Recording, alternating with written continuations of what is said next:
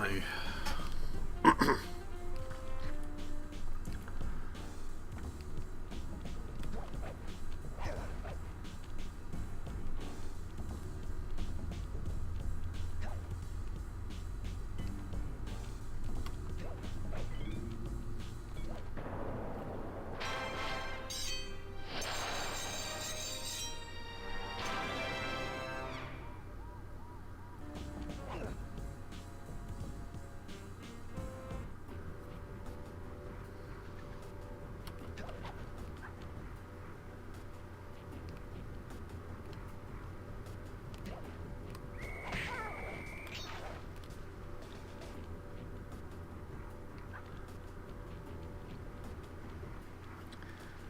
yeah,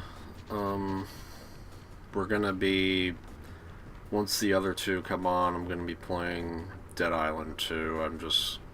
I started early, so I'm gonna do this as like a pre-thing.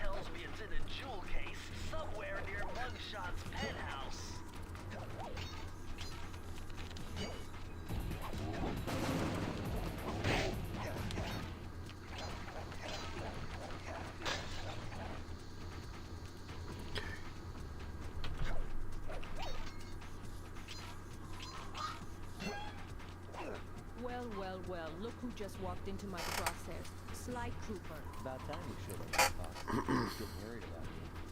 Thought you took a wrong turn somewhere back in Paris. The only one making wrong turns is you, Sly.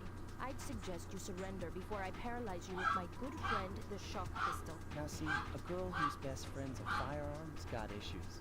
A little dinner, a little dancing. I think I can help you out. Sounds romantic. As long as you don't mind dining in jail. Nah, I hear the service is lousy. Once I catch you, you'll know for yourself. Hold on a sec.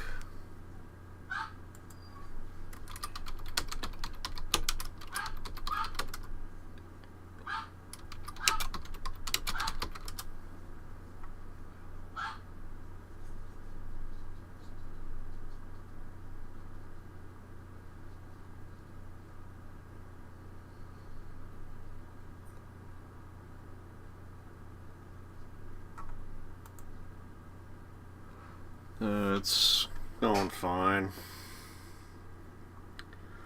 Let me put that in chat in case.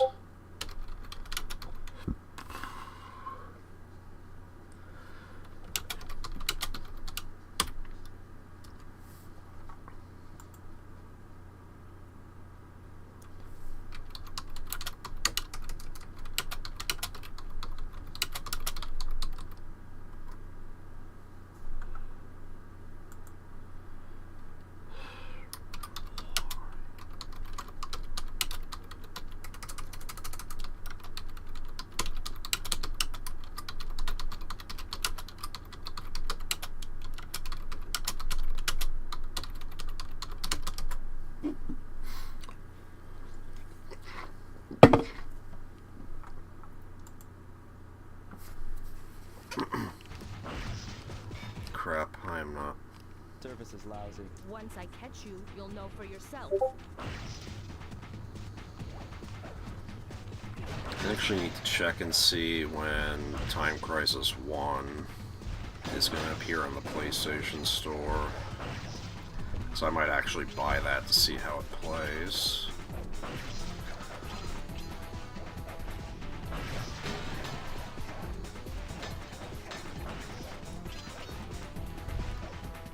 Fuck.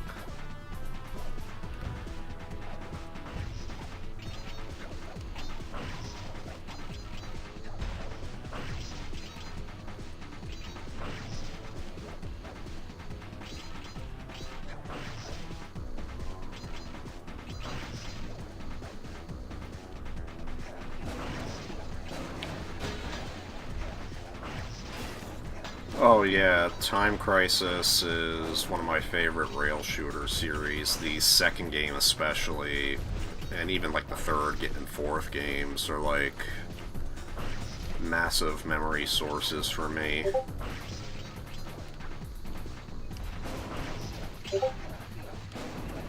I even did the achievements for retro achievements on 2, 3, and Crisis Zone. I think Time Crisis 3 is the achievement set I made in the shortest amount of time because its memory was just like... It had like the same layout as it did in Time Crisis 2, so a lot of my achievement setups I was just able to copy over.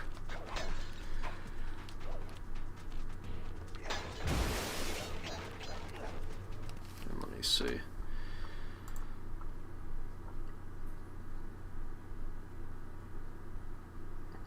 Yeah, Miles is ranting to me in DMs because he was supposed to get his Resident Evil Generation Pack today, but Amazon decided to do intentional holding. That is my phrase for when a package is supposed... It gets to your local post office, it's supposed to be delivered, and then for no reason at all, they just keep it for another day.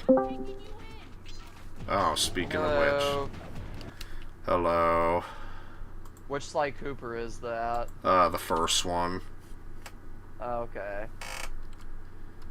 I was about to say, I was about to say, I hope that's not the fourth one. Unfortunately, I don't think you can play the fourth one on here. Well, it's probably all the best based on how I've heard fans reacted to the game. Well, the fourth one is far from a bad game. Like, it's still the same fun story. In fact, the animated cutscenes are easily the best in the series because they have a lot more production value put into them. The problem is that it ends on a massive cliffhanger. And didn't the third game already kind of wrap things up? Yeah, the third game kind of wrapped things up, so the fourth one decided to extend the story, and then they ended it on a massive cliffhanger that who knows if it'll ever be resolved. What are we talking about? Sly Cooper. Oh, okay.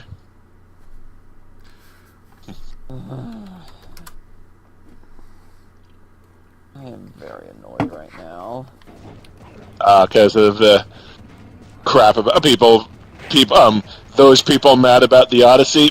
No, not something that, that no. you can tell the story, Miles, because he was ranting to me about it in DMs.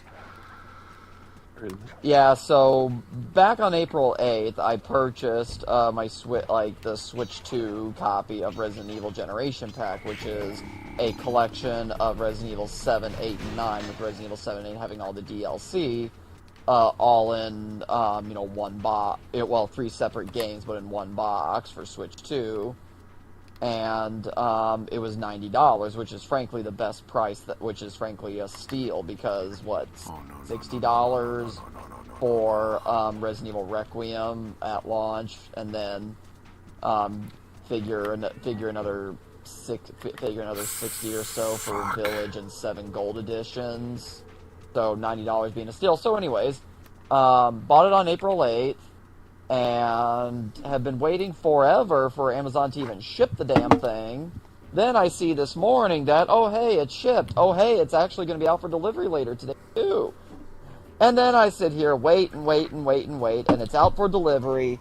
And as of 6:36 p.m. it says, package arrived at a carrier facility. I'm like, oh, come on! Ah, damn. Like, really? You said it was out for delivery, and I saw your driver was driving, making deliveries. So why was the driver given my delivery and then not do it? It's what I like. No, maybe It's what I like to call intentional holding. They should deliver it, but they don't. Why? Maybe they feel like keeping it for an extra day. I don't know. It just annoys me because I really it's happened to me a lot, so. I was kind of really hoping. And it was irritating every time it happens. Yeah, I was hoping to pop the Sid clip of, it came! It finally came! Well, now you really can do that when they hopefully deliver tomorrow. I swear if they don't deliver it tomorrow, especially because it's in fucking Springfield and it's Amazon's it's Amazon's own delivery service, so it's not like so it's not like they can shift the blame to USPS. This is their own delivery. You guys fucking advertised your delivery service like it was the hottest thing ever in War of the Worlds. Actually deliver on it. Yeah. Okay, rant over. Okay. Yeah, I remember, Stream setup. Schnick's, I sent Schnick a picture that one of the furry artists I follow of, Carmelita tied up in the, Sly Cooper, and I was like, so which game does this happen in? I was mostly joking, but then Schnick said all of them, I think. Well, yeah. Okay. Well, she definitely gets captured in the first one, but not till like near the end. She gets captured in the second game, and that's like a big point. Like it's actually like a huge quest to like rescue her. I can't recall if she gets captured in the third one because I've actually never played the third one to completion. And when you can, the fourth one, Yeah. I don't know if she gets captured in the fourth one either, but that screenshot of her that you keep sharing around, I know that comes from a trailer for the fourth one. Yeah, maybe they were getting it out of the way early. Yeah. I know. Okay, I sent out invites. I also know a little Carmelita fun fact is that she doesn't. While the main trio of characters have the same voice actors in all 4 games, she does not keep a single voice across any of the games. All 4 games, she has a different voice actor. Easy. And coincidentally, in one of the games, she had a voice actor who had played Crystal at one point. Oh. I'm guessing the one from Star Fox Assault. The one from Assault, yeah. The one from Assault. Okay. Yeah. Yeah, because Estelle Ellis doesn't have a lot of Yeah. other things on her resume. I'll be joining in a sec. I'm almost. This is like near the end. Okay. Spectre's here. Hello. Sweet. Gonna sit and chat again. Hey Jado, can you come over here? Come over to the map. Yeah, sure. Good, I got us a quest. Well, come over to the map and can you tell me because I'm seeing like a quest available. Can you tell me what your side quest, like what it says for side quest in Beverly Hills? Beverly Hills, it says 2 available quests. Well, like to the side, does it say, like you should see story quest, side quest, lost and found quest, points of interest? Like Okay. out of 9. Oh, it says I have 6 out of 9 side quests, 0 of 1 lost and found quests, and 23 out of 42 points of interest. Okay, so so we'll probably need to go to Beverly Hills because I believe there's a side quest or 2 for us to pick up. Let's see, Halpern Hotel. What does it say for Halpern Hotel for you? It says 1 available quest. It's a lot, even though mine says 1 available quest, but story quest is 2 out of 2, side quest is 2 out of 2, and lost and found is 0 for 0. So okay, there's probably a quest that's gonna take us there, though, is what I'd imagine. I guess. Let's see, the pier. So we probably. Okay, so right now let's just clean up our inventory of side quests that we've got, and then we'll check out those other locations. Okay. Are we getting close to the end or something? Because we're doing a lot of side stuff instead of the story. The story does move pretty quickly, and yeah, we kind of are like. Let me double check the map again, because let's see, we've got 2 more locations to go to. So it actually tells you on the main menu like how far you are in the main quest.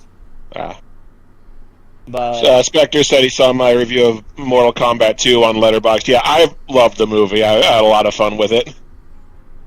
like I said, I feel like I kind of needed a little more story to like just ever more kind of care about it, because a lot of stuff that was happening is like I'm loving what I'm watching. It's just I don't really care about what's happening.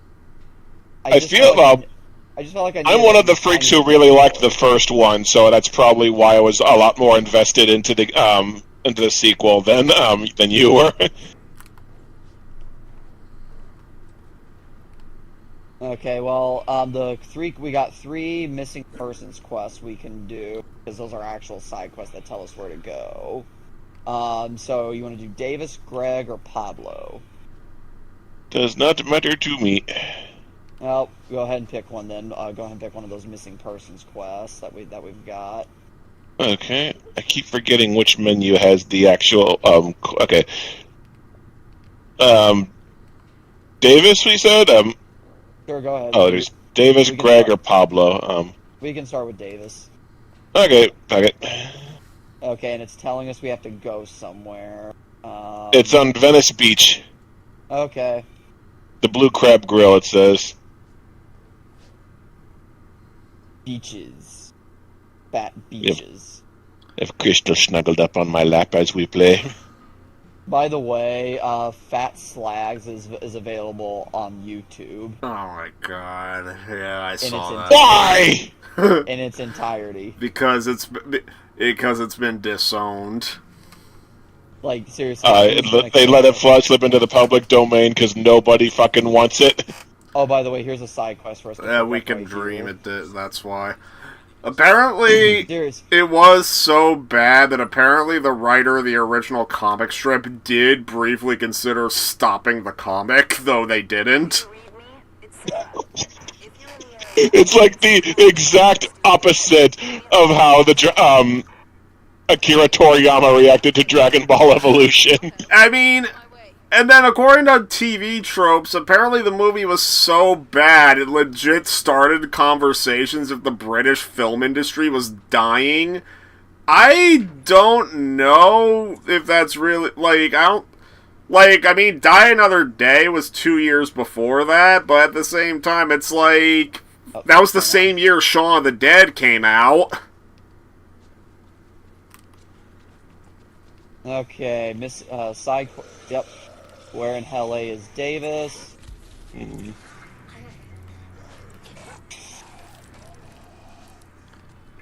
I love stabbing zombies right in the head. I love Already those punching weapons. Already a much more fun zombie killing experience than Walking Dead. Oh, yeah. Miles is disliking the Walking Dead TV show more than I thought he would. I'm enjoying it, but I'm starting to see some of the stuff you're talking about. Uh-huh. I just remember Like, there was this YouTube channel I watched who directly compared the comics and the show, and for the first 5 seasons or so, he pretty much very glazes the show over the comic. Mainly, his arguments amounting to the show has more time to explain stuff. Yeah, more time to explain stuff doesn't always be good. Because the Blu-ray has an episode where there's an extended cut, and it's just 5 extra minutes of Carl and Rick bumbling around a fucking house, not doing a single goddamn thing. It really did sound like that extra 5 minutes was just time wasting. Seriously, It was them just not doing a single goddamn thing worth noting. Yeah, but even this YouTube channel did at least, he did start to get harsher and harsher towards the show, to the point when he got to the infamous season 7 and 8, yeah, he was not kind to it. So... Ever since the whole hullabaloo about the Snyder Cut, I feel like this is a point we need to keep making. Sometimes stuff gets deleted for good reason! Yep. Exactly, you don't ever need, every little thing. I'll be honest, in the Snyder Cut, yeah, I probably could have done without Alfred teaching Wonder Woman how to make teeth. I could have done without that. Frickin'... Oh. Yeah, I'm trying to... So Spectre mentioned he stopped watching when Negan showed up. That's when most people stopped watching. Why? It is? Interesting. Because that's season 7... people loved I thought people Negan loved in the Jeffrey. comics, and I thought people loved granted, Jeffrey Dean Morgan though. they do, I thought so too, but yeah. the thing is, he's the only thing to like about season 7 and 8. Pretty much everything else is bad. And again, Is there at least good action? kind of, except when he gets stupid. Why is the objective marker telling us to go indoors? Like, should I just say the most It is. infamous action scene from season 8? Don't spoil it. Okay, all I will say is there is a very infamous action scene where they do something so We do, yeah. freaking stupid, and then when I got to that point in the comics, they actually do the scene very similar to how the show does it, and at first I was like, are you kidding me? And then I found out the show got rid of the context from the comics. When you see the scene in the comics, it makes sense. From what I remember, it don't make any sense in the show.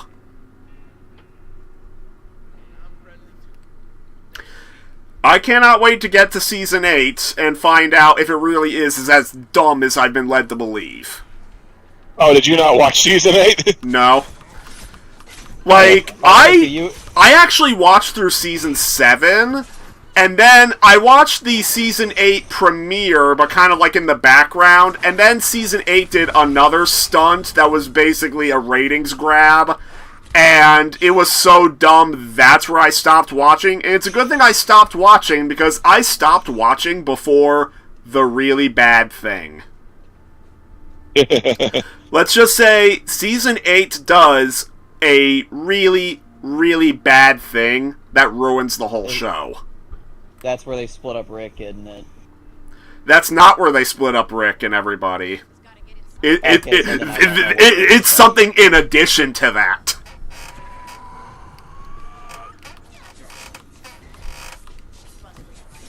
Well, then I can't wait to find out what it is. You are going to hear me go on a huge tirade when we get to it. I'm curious how you will Coral, because I know you were talking about that. Completely defanging the entire point of the show of the comics. Coral is getting really annoying, honestly. Like he's getting stupid. He's getting annoying. He's getting ungrateful. And that's not at all what he's like in the comics. Funny thing is, when Stephanie Sterling was doing their worst of the year list and talking about Walking Dead Destinies, they said the only good thing about it was it let you kill Carl early. And when it shows footage of they show footage of the cemetery, and they say, and thus ends the adventures of a 4-foot burden. That's the scene from Destinies when you can kill Carl? Or Coral? Yes. Okay. Coral, yeah. Search the buses. But God, like, those first 2 episodes were rough, and then it's like, holy shit, personality! When Abraham comes in. Yeah, I think Abraham's like one of the few characters who's beloved in both the comics and the show. So. Oh, found Davis. I found I found someone, so never. Yo, that zombie's arm was like stretched like Mr. Fantastic. Nice. I need to get a clip of that quickly. Okay.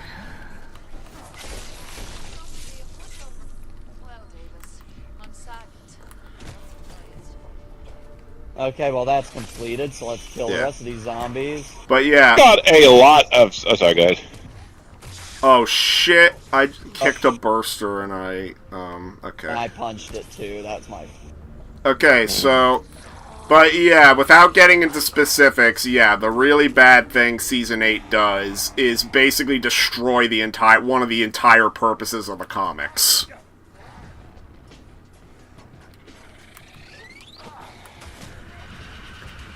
Oh, watch I out. mean, the other purpose of the comics, which I can talk about... So, the overall theme of the comics is basically having... Hey, real quick. Hey, Jado, can you, when we get a chance, when there's not a lot of zombies around, can you pick the next, missing persons class?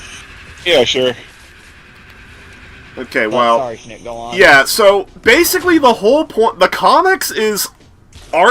Even though it's very much darker than the show often gets, the comics is ultimately more optimistic. It's one of the more optimistic zombie stories, because basically the whole point of it is they want to build to not only rebuilding civilization, but making a civilization that's arguably better than the one they had before the zombies.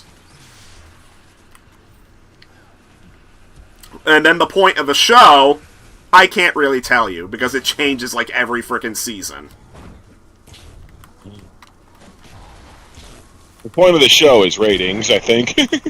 It's like that scene with Joker frickin' in that episode of Justice League where he's like doing like a game show in Vegas. He says, I forget exactly what he says. It's like when Green Lantern and I think it's when either Green Lantern or Hawkgirl is thought to be severely injured or dead, and then he's like, Joker's like, drama, terror, heartbreak, ratings. Yeah, it was Green Lantern, I remember. Yeah, I forget exactly what he said before ratings, but yeah. Mm-hmm.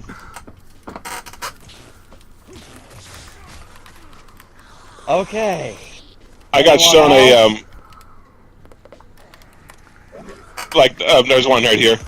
Like that, one line from Piccolo in Return of Cooler. It's like, are you finished? Frickin' this stupid idiot won't die. There we fucking go, getting some fucking Oh my health god. back. Oh look, there's a whole other set of them over here. Fucking... Die, motherfucker, Hey, look at just die! watch a zombie pop into existence behind you, Miles. Oh, Frickin' behind you. Fucking butcher. Oh, great. Now a big guy just climbed out of the sewers. I think we just need to leave this area. Yeah. Because they're going to keep coming, I think, endlessly. Yeah, let's just get out of the area. I don't want to see a zombie come. Nope. Okay. Although there's one from, there's one in Shantae that I've seen people horn over, though. Ah! What the fuck? He disconnected. I know that's annoying for him, but friggin' the timing on that was perfect. Okay. Alright, so which one did we want to do next? Another missing or one of the others? One of Actually, them they're all is lost in class. Did you disconnect on purpose? No, I didn't. Because you perfectly timed that with him describing the people being horny over a zombie in Shantae. Like, I mentioned, I think her name's like Roddy Tops or something like that, and you just were like, peace out, I'm done. But, yeah, so let's go find Greg. I mean, in fairness, Chunk, did that. Oh, back up, back up, back up! Yeah, back Chunk up. did that when I showed Oogie Loves.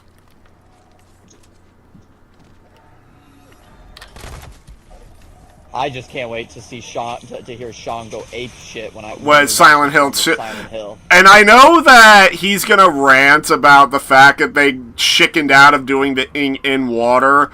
And because when I talk with Sean with Silent Hill, he's actually agreed with me that the leave ending, the ending I like, is a perfectly valid ending, and he even describes how he thinks Laura factors into that. Like, So you've settled that Return to Silent Hill you're going to show for one of their yeah, movies? that's going to be on Yeah, Friday, unfortunately. And honestly, if I'm going to show Schnick the Rennie Harlan Strangers trilogy, I may just hold that off. What aren't you Okay, going to looks like show we it need to to fast them? travel for this, so I'm going to... Aren't you going to show it to Oh, them? Well, my Fridays are dedicated to board game nights, but I'll be there in spirit because you still have the two Neil Breen movies that I linked them to.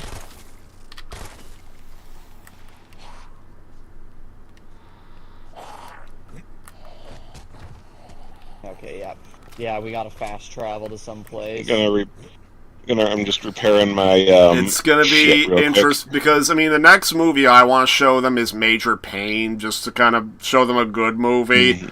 But then, freaking, when it's time for a bad movie, which will come after that, I have to pick. Do you know what you should do? Phoenix Games. I was wondering, should it be Phoenix Games? Should it be Dougal? Should it be Baby Huey? A lot of choices. Honestly, Baby Huey or Phoenix Games would be what I would. You really don't want to live through Dougal again, and ironically, that's the one that Spectre had the most interest in. But I'm gonna have to pick. There's the fast travel map. Sterling Hotel. I was kind of honored that Jaddo's MST3K group freaking remembered Baby Huey, so I left an impact. The duck was nightmare fuel. They just know it derisively as the duck. The duck. Yep. You're a quack! I am not a quack. I am Rolf. You're a quack!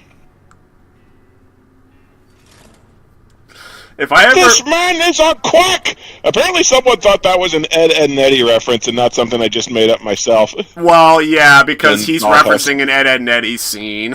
like an actual Ed, Edd n Eddy scene where Eddie hey, keeps there's calling actually Rolf a quack. There's also another red quest marker down there, actually. You know, We just got it. if there ever comes a chance where Tony Sampson, Eddie's voice actor, comes to that convention I took Miles to last year, I need to ask him to say that line. What? Which one? What'd you do to me, you quack? Honestly, I think I would like to have him do. Well, I know they already did the what happened to the stairs, but Son Yeah. of a bitch. I was killing a zombie and they caught fire and then I was stuck in animation and couldn't get out of the fire. oh, I'm coming. I mean, fans asked him to do voice clips of Eddie cursing, which he did, he sent, audio files of, so they exist. The first one was, Double D! I'm tired of these fucking scams not working! Fuck all these cul-de-sac kids! Fuck's sake!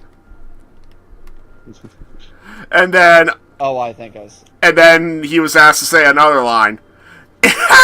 What do you even have under that stupid sock on your head? A giant dildo or something? Yeah! Wait, he Yeah! said A that? giant dildo! Yeah, he did. Oh God. Well, that is one of the recurring mysteries in Ed, Edd n Eddy. We never find out what's under Double D's hat, because that's not his hair, that is a hat. I bet you he's bald. That's the common theory. Other people think he's hiding a scar or something. This quest that's I'm seeing a literal quest, quest marker here. It's an available quest. I think it's nearest. Oh, I think I know where it is. We'll have to grab it when we come back to the fast travel map. Die, motherfucker! Nope, that's not gonna work. These zombies are like infinite spawning. Yeah, I guess we're just having that kind of night, because they're spawning... There must be just certain fuck boxes where the zombies spawn infinitely, and we've just been hitting them up. It would fit with Oh, behind you. It would fit with my day driving today, because it felt like there was millions of people more than usual on the road. Jeez. Like everybody suddenly decided they were taking a vacation that day. Today, meaning. Yeah, keep sending fire... Yeah. Yeah, keep sending firefighters after me, douchebag. I got stabby weapons that I intentionally didn't give elemental effects so they could affect those damn firefighters.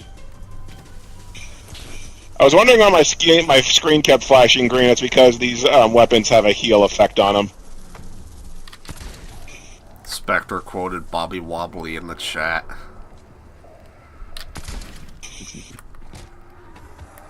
How do you do there, folks?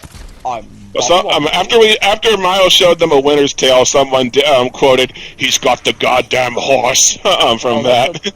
That's another movie. Well, no, honestly, I think I'm keeping Winter's Tale but like you, me, Alma, and Yeah. like us three and Alma for when it's Christmas time. Oh yeah. So, what do you both think of all my Tomodachi Life frickin' exploits? Oh, I love it. Yeah. I love it. I'm seriously considering getting the game myself. Is that is it the one with the subtitle? Because that's what I saw. On Tomodachi Life, Living the Dream. Yeah. Yeah, that's what it is. Yeah. Yeah, considering getting it myself though. Yeah, I mean, like, let's see. I told Miles this. His me was being freaking annoying because when I spawned him in, the first me he fell for was Alma. And, yeah, like, I kept trying to say, no, don't fall for her, don't fall for her, and he kept pursuing, like, strong friendship and everything, like he was gonna keep asking, and then fate happens, freaking, I finally get the idea. I create a me of Liara, like close as I could get anyway, and I drop him on top of her, and it's funny because I was telling about Grandpa Lou from Rugrats and the frickin' porn joke with him liking lonely space vixens. He's walking up to her as I'm about to drop Miles on her, and, well, thankfully I got there just in time because the moment I dropped him on her, we got the love cutscene, and then next thing you know, she does the love cutscene on him, so they're both crushing on each other, so they're actually moving faster than you and Crystal are. Damn. Therefore, Liara is better blue space waifu. I was going to ask if you had the clip of the crystal starting to fall for me that you mentioned earlier. I have to look on it on my Switch because she doesn't get the full-on love cutscene. She just simply is like, do you think I'm feeling love for Jado? And I said yes. Oh, yeah. Oh, and she's like, oh yeah, I am, but she's not crushing on you yet. Like, she's kind of being stubborn with that. Both of you are living together, though. So. Oh, cool. Okay, there's a parking garage that we need to search. Oh, yeah, I see it. Oh, yeah, uh-oh. Bollocks. Bollocks. No worries. A fire in here. Fire. Get some fire on these bitches. Fire! Fire! Fire! Fire! Air for my bunghole! Fire! Fire! Fire! Fire! Fire! Fire! Fuck! Wait, I didn't say fire, I said fuck! Fuck! Fuck! Fuck fire! Fuck! Ass! You can say anything. Bitch! Shit! Yeah. Fuck! Huh, I just shot down a duck by saying fuck. Okay, where is...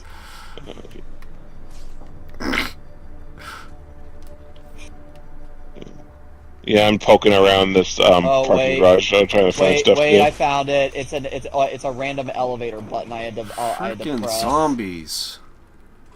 Wait, I think. Yep. We got to drop down this elevator. All right. Was that Greg singing? Greg. Did Greg finally lose his mind after Tommy Wiseau invaded his house? I saw his follow-up movie, and yes, he did. He what? Like, we haven't seen them. Someone showed at Mystery Science Theater Night showed I don't remember the name, but it's basically that Greg Sestero did. It's basically like every cult film ever made, only not a particularly good one. And it still has that Tommy Wiseau effect where these people act like aliens. Just not as big of aliens as they are in Tommy Wiseau's films, because he's still the master of that. I just remember it being surreal that frickin' when it was the review of it was briefly taken down for copyright abuse. The Nostalgia Critic made that whole short parodying Tommy Wiseau, intentionally trying to act weird and everything. And then he got an interview, like years later, he did get an interview with Tommy Wiseau over the phone. He was even weirder than he was pretending to be. Jesus Christ. Yeah. Okay, yeah, we need a power deliver. Over. Yep, you gotta climb up here. Where I am. Okay. Oh, I see it now. You're just gonna have to run through the flames if you can. Oh. I'm here. Get up there.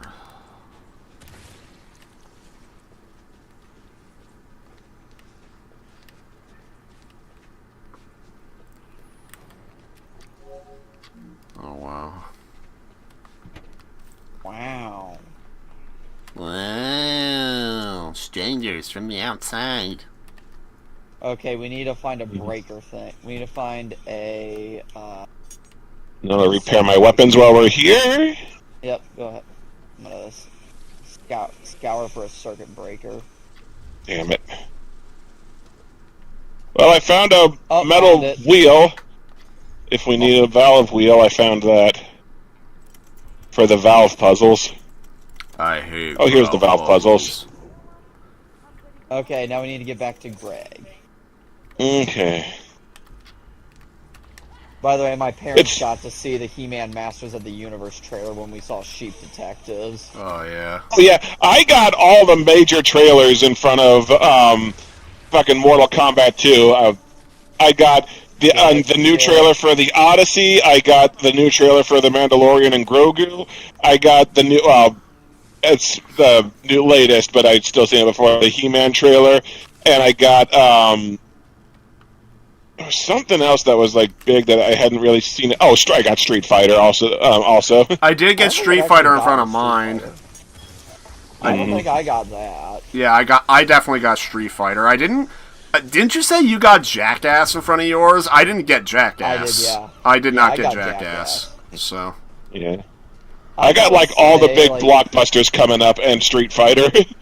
I gotta say, He-Man And is not Street Fighter. impressing me. Like I'm just watching He-Man. I'm like, this is not impressing me. Like, it looks like it'll be a fun time, but, like, there's not much to the characters to really sell it on it just yet. Like, I think it'll be a good time, but I don't know how much. Like, it's clear they're going for Guardians of the Galaxy vibes, but I don't. I'll have to wait and see until they get it, to see if they pull it off. Can I just say when it actually comes out? So Miles says it's not impressing him. Can I just say Masters of the Universe, like He-Man, and like generally like the franchise in general has never impressed me. Yeah. Yeah. Because like, I mean, the '80s show was a product of its time. Then they had the 2000s reboot. Yeah, then the 2000s reboot. That was the era where reboots of like 80s and 90s stuff was like the hot rage, and many of them were superior to their original counterparts. Like you had like TMNT and all that. I saw some clips of like the He-Man revival in the 2000s. I do not remember being impressed. Yeah. So. Well, Masters of the Universe always seemed like one of those. Like, I have no exposure to the series at all. It just has always seemed like one of those, like, like, the lore is loose, we just have a bunch of stuff fighting. Yeah. Like, I know that I know they did, like, Netflix had a revival series of She-Ra, which was, like, sort of a spin-off of He-Man, I think. And I know that was really popular, mainly because it had lesbians as the main characters, but yeah. Yeah. Yeah, the new She-Ra. Yeah. The She-Ra. I've only seen clips of that, but yeah, no, like the lead character has this friend, this cat girlfriend who's like basically crushing on her the whole series. Yeah, and they're like on opposite sides for a chunk of it or something. I think for most of it, yeah. Yeah. Sorry, I'm just trying to get my rage meter filled back up, so I gotta kill zombies quickly. Mm-hmm. Oh, there they are. I also know that for that new She-Ra, they actually made like the villain, the like She-Ra has her own Skeletor. I think his name's Hardak or something, and I heard they actually made him intimidating for the She-Ra new one that came out recently. Interesting. Okay, when we clear these zombies, let's go. I think we've got one more missing person quest. Going on a Which quest. I was going through there's that Ninja Turtles Unmatched Adventures game that I got, the board game. You can tell it draws heavy inspiration. Well, it's based on the comics, but the comics draw heavy inspiration from the 80s cartoon. But you can crank up the difficulty by adding minion like henchmen, and I did notice that one of the henchmen is Han from the 2003 series. Well, here's the thing. Actually, the 80s series, they toned down a lot of stuff from the comics to make it more lighthearted. My understanding is that the 2003 series was more accurate to the comic. In fact, if you look at the story structure of the first live-action movie, you'll notice that that story is also done in the 2003 series, and it's like almost note for note. Oh, okay. Yeah, it's just they replaced Raphael with Leonardo, and you have the season 1 finale. Yeah, like it deviates after they have the big fight with Shredder. So get the next Lost and Found quest. Yep. All right, here's Pablo. Now, the zombies are spawning even more than usual tonight, like across the board. It is. I don't see It really is the return of the living Michael. Yeah, I saw your the title of your stream. You're not looking forward to the new to seeing Michael, are you? Not particularly, just because I know. It's funny, Nostalgia Critic mentioned the big problem with Moonwalker, which was a movie the real Michael Jackson made. Basically, what it amounts to is just a huge montage of, random performances from him. And from the sounds of it, that's exactly what this movie's gonna be. It's connected by a bit of a story, but that story is mostly he hates his dad. Just done to death. And I highly doubt that's the only reason why he got into the music. Yeah. Well, it doesn't get it to the whys of anything. Well, yeah, not really. Well, yeah. What do you expect from a puff piece? Mm-hmm. Okay, there's still no Well, we need to head towards the Sterling Hotel and fast travel to Venice Beach because I remember this, and then we'll have to read the quest. Okay. Yeah, but I have to go to Michael tomorrow because it's a big family outing. So. Bummer. The good news is I didn't have to pay for it this time. So. Nice. Well, I should have the new episode on Mind's Eye Blacklisted up by then, so tomorrow night I might chill with a movie or something. Alright, everyone, kill.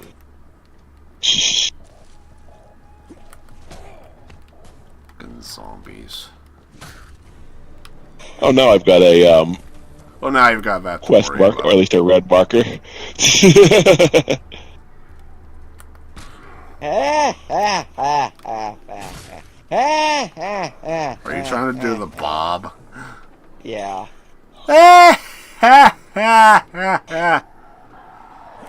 Oh wow, crap paper streamers!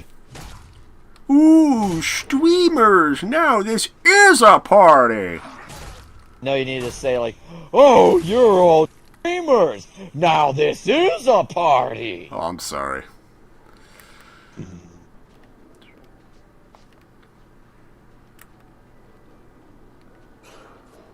Yeah.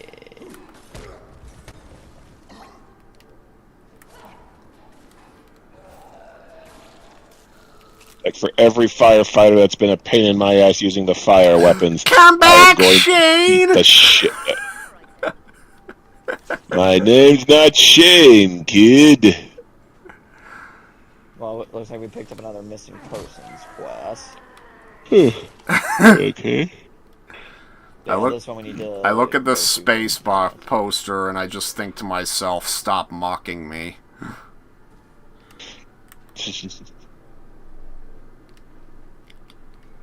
Yeah, Venice. Oh wow! I kicked a zombie into a screen for one of these movies, and it electrocuted everyone. Well, that's you shattering the poster in the name of your girl. Yes. Unless Space Fox has a love interest named Crystal. No. Oh, apparently MP was saying there's a 4K restoration of Requiem for a Dream on Amazon. I'm just sitting here thinking, oh yeah, that's the movie where Mark Wayne's is actually pretty good. Pretty sure Jared Leto's a drug addict in that movie. At least, I think it's Jared Leto in that movie.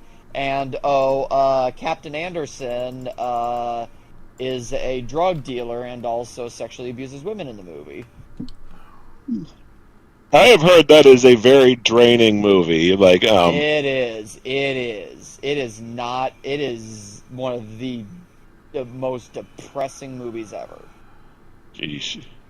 Is hopping the fence into Venice Beach to search the looted stores there for supplies needed by his less able-bodied neighbors.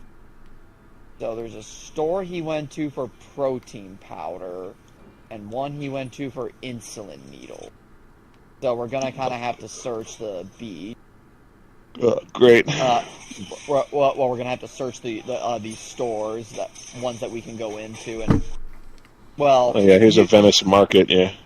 You use a little bit of deduction of, okay, where do you get protein powder and where would you realistically get insulin needles? Surf lessons. There's a store here, only vintage. At a glance, I thought it said only bondage.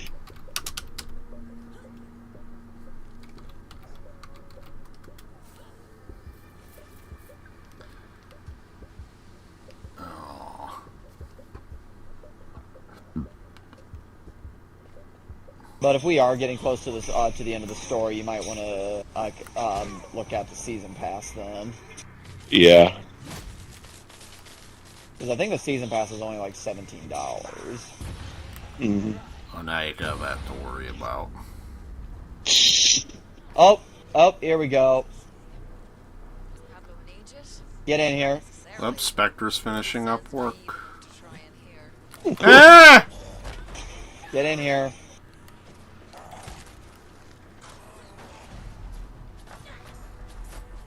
Stump.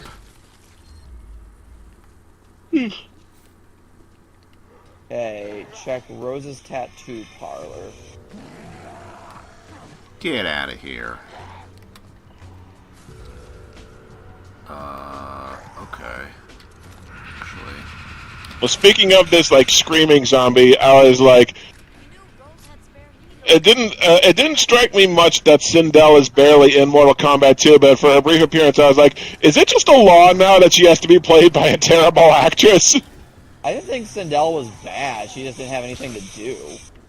Oh, I thought her performance was really stilted in her when they had her when she showed up for her fight. Still, nothing will ever compare to "Too bad, you will die." Yeah. So, how do you feel about the sequel tease that they do?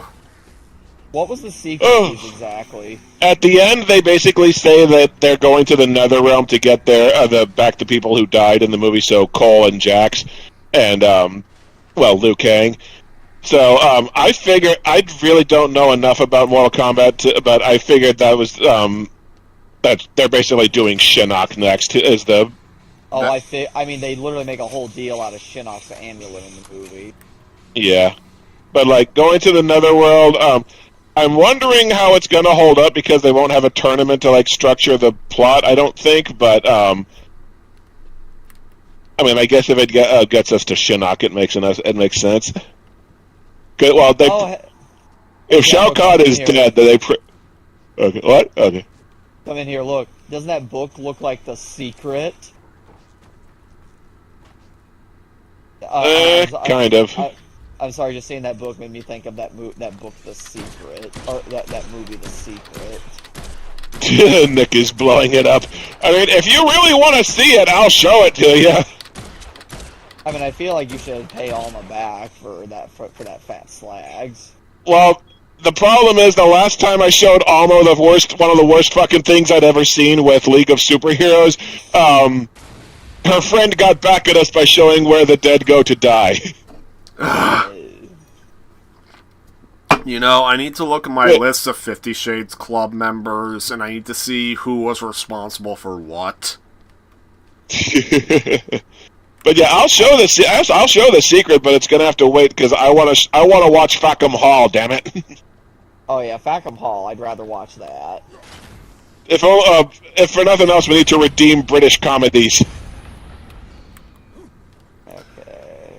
Yeah. You know, I have to think about what I'm going to show when it's my turn. So I know Miles has been showing us the Underworld movies. What's the next one of those? Awakening. Oh, okay. I didn't know how many there are, so I didn't know. So we've seen 3. 2 more. There's 2 more. Okay, because I knew Blood Wars was like the most recent one, and it ends on a cliffhanger. A pretty massive one at that. Okay, this is Venice Auto. Oh, okay, there we go. We found it. Yeah, Muscle Beach Nutrition.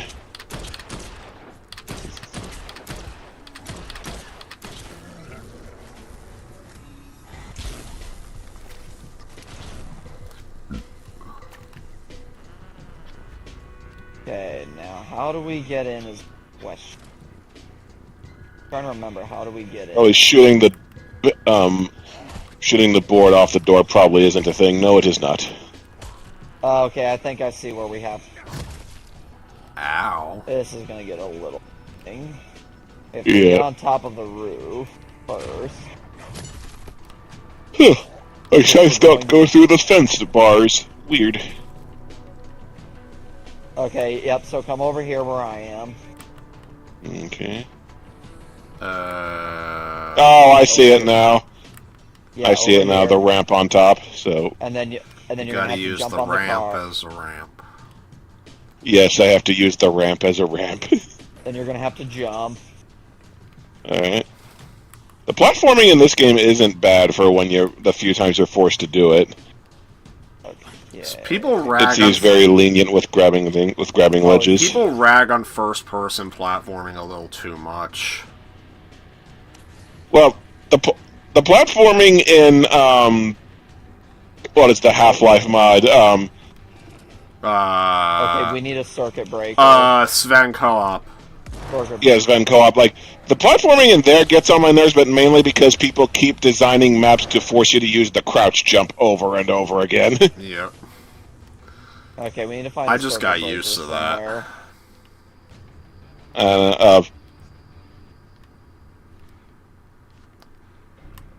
There's got to be one around here. Oh, I didn't see this render. Yeah, we need to find a circuit breaker. Found a oil can. It's a Oil battery. can. Not what I need. Mm-hmm.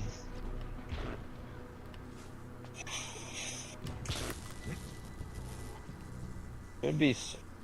Okay, somebody's gonna have to stay near. There's another place you can go up. Let's see. I'm gonna have to search the area. Spread out a little. I'm gonna have to spread out a little bit. I'll check this other rooftop because there are other rooftops you can reach from the top of that van or truck, whatever. Circuit breaker.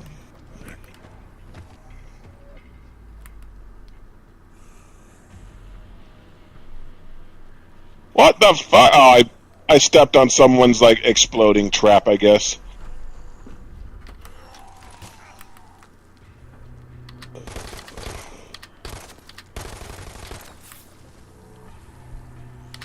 Car battery.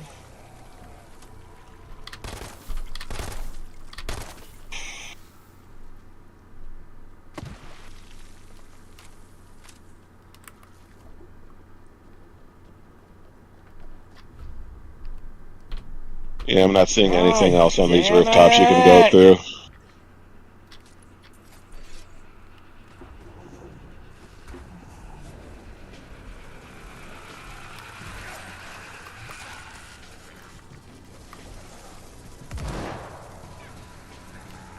Now I remember why I wasn't a fan of this quest when I originally did it, because I had to bumble around finding a circuit breaker Oh, jeez. in order to get to the thing, in order to get to the place we need to be. You know something sick about Mind's Eye? I am one What? trophy away from getting the platinum on it, and it's basically just for navigating a drone through an obstacle course in a story mission. I'm tempted to go back and try and get that platinum. Oh, You think like found the me circuit for breaker. once. Well, I actually do have. To quote Sorry, go ahead. Lois, "What is wrong with you, you sick bastard?" Well, I actually do have a platinum. I got it from. The video's gonna go up while I'm on vacation. There's a game on PlayStation 4 and 5 that is literally just like 4 or 5 short stories, and if you scroll through all of them, you get a platinum. Ah, Don't even have to read them; you just scroll through all of them, and you get a platinum. That's not even the only example of an embarrassing platinum on the PlayStation. oh, I've seen I know. plenty. Mm-hmm. Do you know about the one where all you do is click on a mayonnaise jar like 1,000 times and you get a platinum? I did not know. Yeah. Okay, Why so does this put in fucking this- thing keep... God damn it, this thing keeps throwing away my good equipment. Oh, because the rake is too high level for me. You have a rake, huh? I have a rake that's level 26, and I am level, I think, 25. Anytime I think of a Rakes. anytime I think of a rake, I just think of that frickin' one of the Barney videos I showed Miles and Spectre and crew. See, my mind jumps to Sideshow Bob. Oh, Rakes, my old arch enemy. And then Bart goes, I thought I was your arch enemy. I have a okay. life outside of you, Bart. Okay, now I found the way in. Alright, well, you do that, I'll pulp zombies. Back up.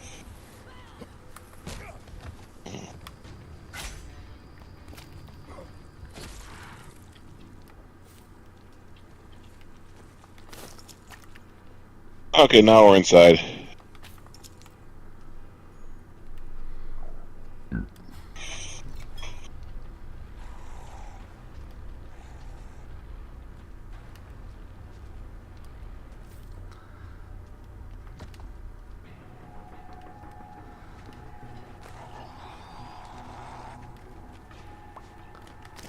Oh, I just think it is. I don't know if this is on purpose or just the algorithm doing good for once, but if you watch Mortal Kombat 2's trailer on YouTube, it immediately links to the Street Fighter trailer, and if you watch the Street Fighter trailer, it immediately links to Mortal Kombat 2. They got that synergy going. Or at least when I did. stopping. I am curious The when stopping how the streak. Street Fighter movie is going to turn out. It looks fun, but it looks like the fun kind of stupid. Yeah. Okay, we They need are to definitely move on. acknowledging like the real world memes because they've already said they have already shown they're doing a Chun-Li shower scene again, and they're Cammy's giving her crap about her thighs, so they're leaning full on into series memes. Okay, we need to examine this quest clues here to figure out where he's going next. It'll be curious if they reference it with M. Bison in the movie, if they reference anything from the '94 movie at all. Oh, I guarantee the way they've been building what we've seen so far. I guarantee you, there's an of course in there. Or freaking his big epic speech during the big fight at the end, or maybe for me it was Tuesday.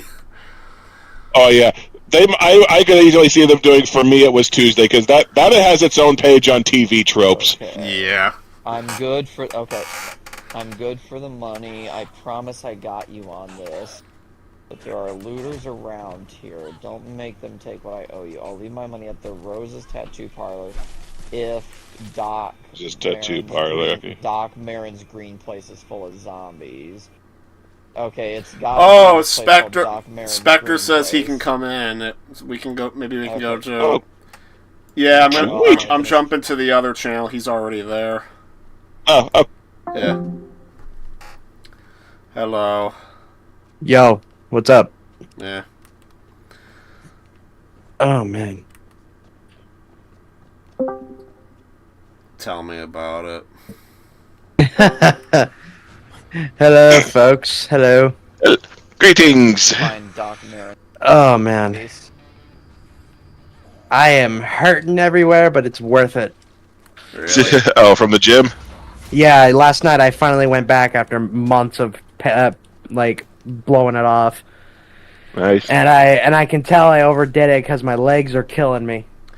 Oh, yeah. That's because I was on the exercise bike for 10 minutes and did 2 miles. Wow. I think Yeah. that's how I felt when I was because I hit the gym at Jaddo's Recplex when I was visiting him. And, yeah, that's how I felt after being on the bike for, I think it was 20 minutes.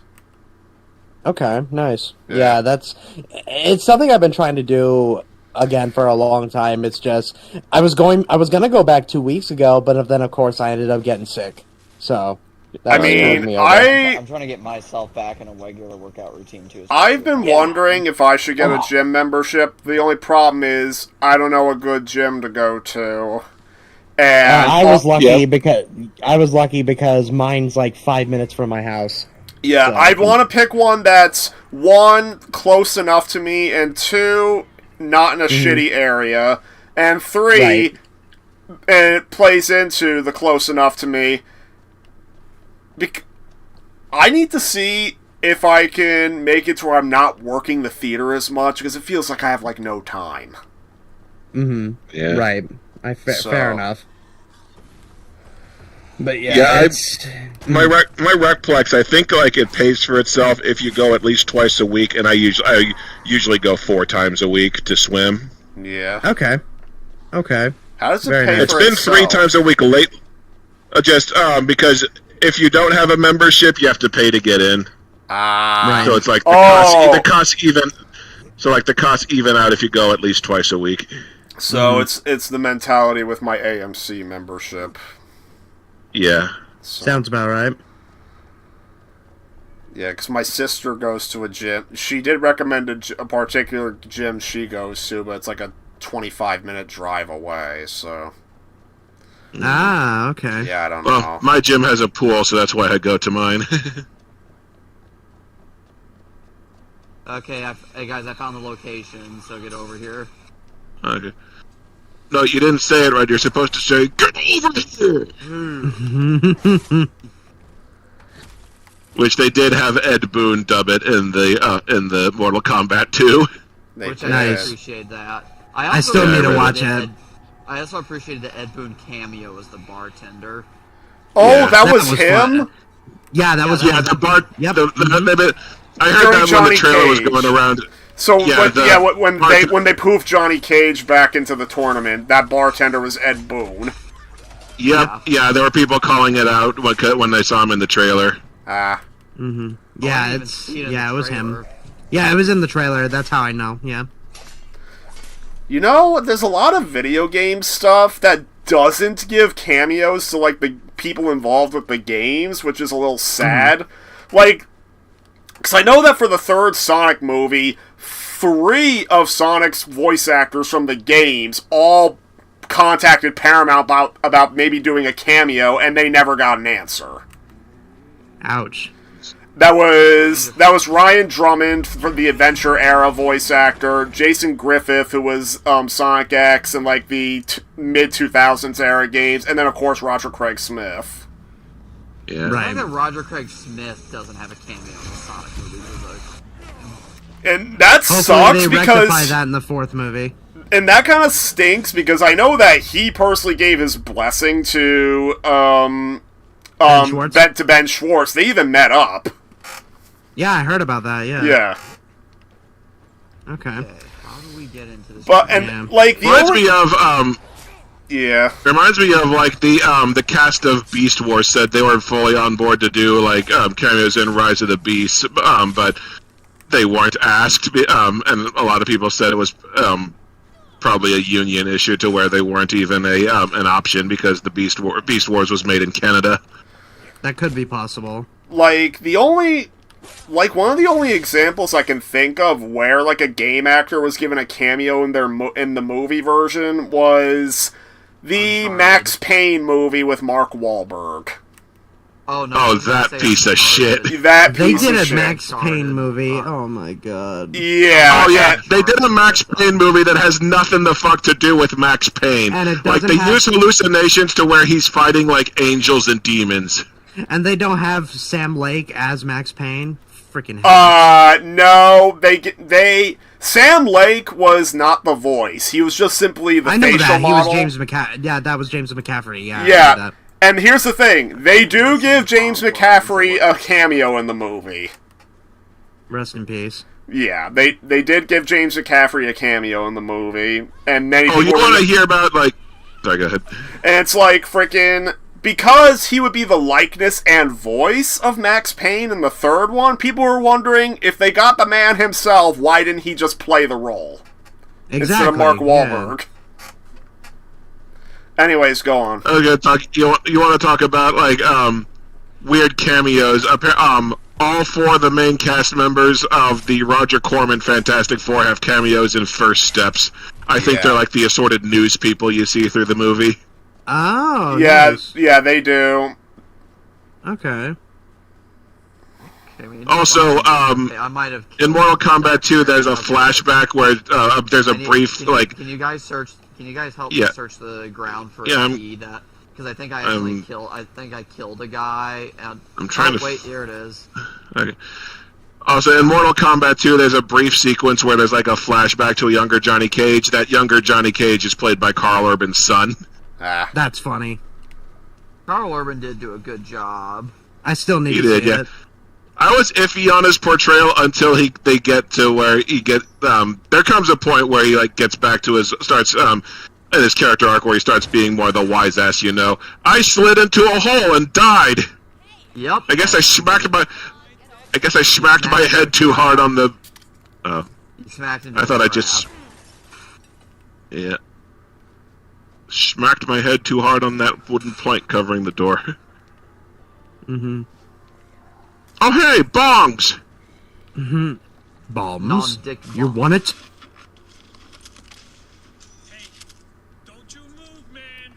Okay, so my we boy. did that.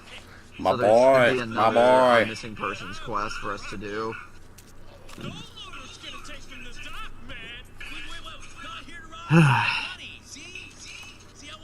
But yeah, Jowdy, you got one. You got there should be another whatchamacallit to activate. Okay. Should be one other missing persons quest. Shane, yeah. Come back, Shane! On the topic of the Street Fighter movie, for me, it knows what it is. It knows that it's cheesy as shit and is rolling with it, and I'm so excited for it. I'm Yeah. still iffy on one big thing, and that's David Dastmalchian as M. Bison. He doesn't No. seem like he has the build for it. We'll see, great because he's actor. done he's done villain characters before. I think he Well, played he's with done character in villain Dexter. characters. That being said, it's the build though. Fair enough. Yeah. I mean, Like, I love the man as an Malkin. actor, I just don't think he has the build for M. Bison. well, I trust Denz well, Malkin. We'll see. don't forget, friggin' in the '94 movie, Raul Julia played the character literally dying of cancer. That Yeah, is that true. is true. That is true. Yeah, but yeah, I'm not gonna rag on the man for not having the right build as he's dying of cancer. Right. Well, Yeah, I'm not gonna another lie. thing to know is that it's not like M. Bison's meant to be like a super muscled character or anything. Yeah. True, but David Dastmalchian also just doesn't look intimidating enough to be Bison, though. I Like, guess he we'll could find certainly be out. Like, he could, and also, like, does he know fighting? Like, does he know how to fight? He probably went through the training. I would hope so. Most actors would have to. Oh, and you know who? There was apparently another really shitty another really shitty Street Fighter movie, The Legend of Chun-Li. You know who played M. Bison in that one? Oh. Who's that guy who played Birkin in Welcome to Raccoon City? The guy who keeps saying would have a good career if he quit doing religious movies? Neil McDonough. Yeah, Neil McDonough. Kidding me? Neil McDonough is Bison in Legend of Chun-Li, which I've heard is one of the worst movies ever made. That's pretty. I've Neil heard it's pretty McDonough bad. was M. Bison, what the fuck? Yep! That's hilarious. Oh my. I haven't seen either of the other Street Fighter movies, either the good one animated or the movie's really shitty good. one. Yeah, the anime is like very thin on plot, but it's really good. Like it. Yeah. Yeah.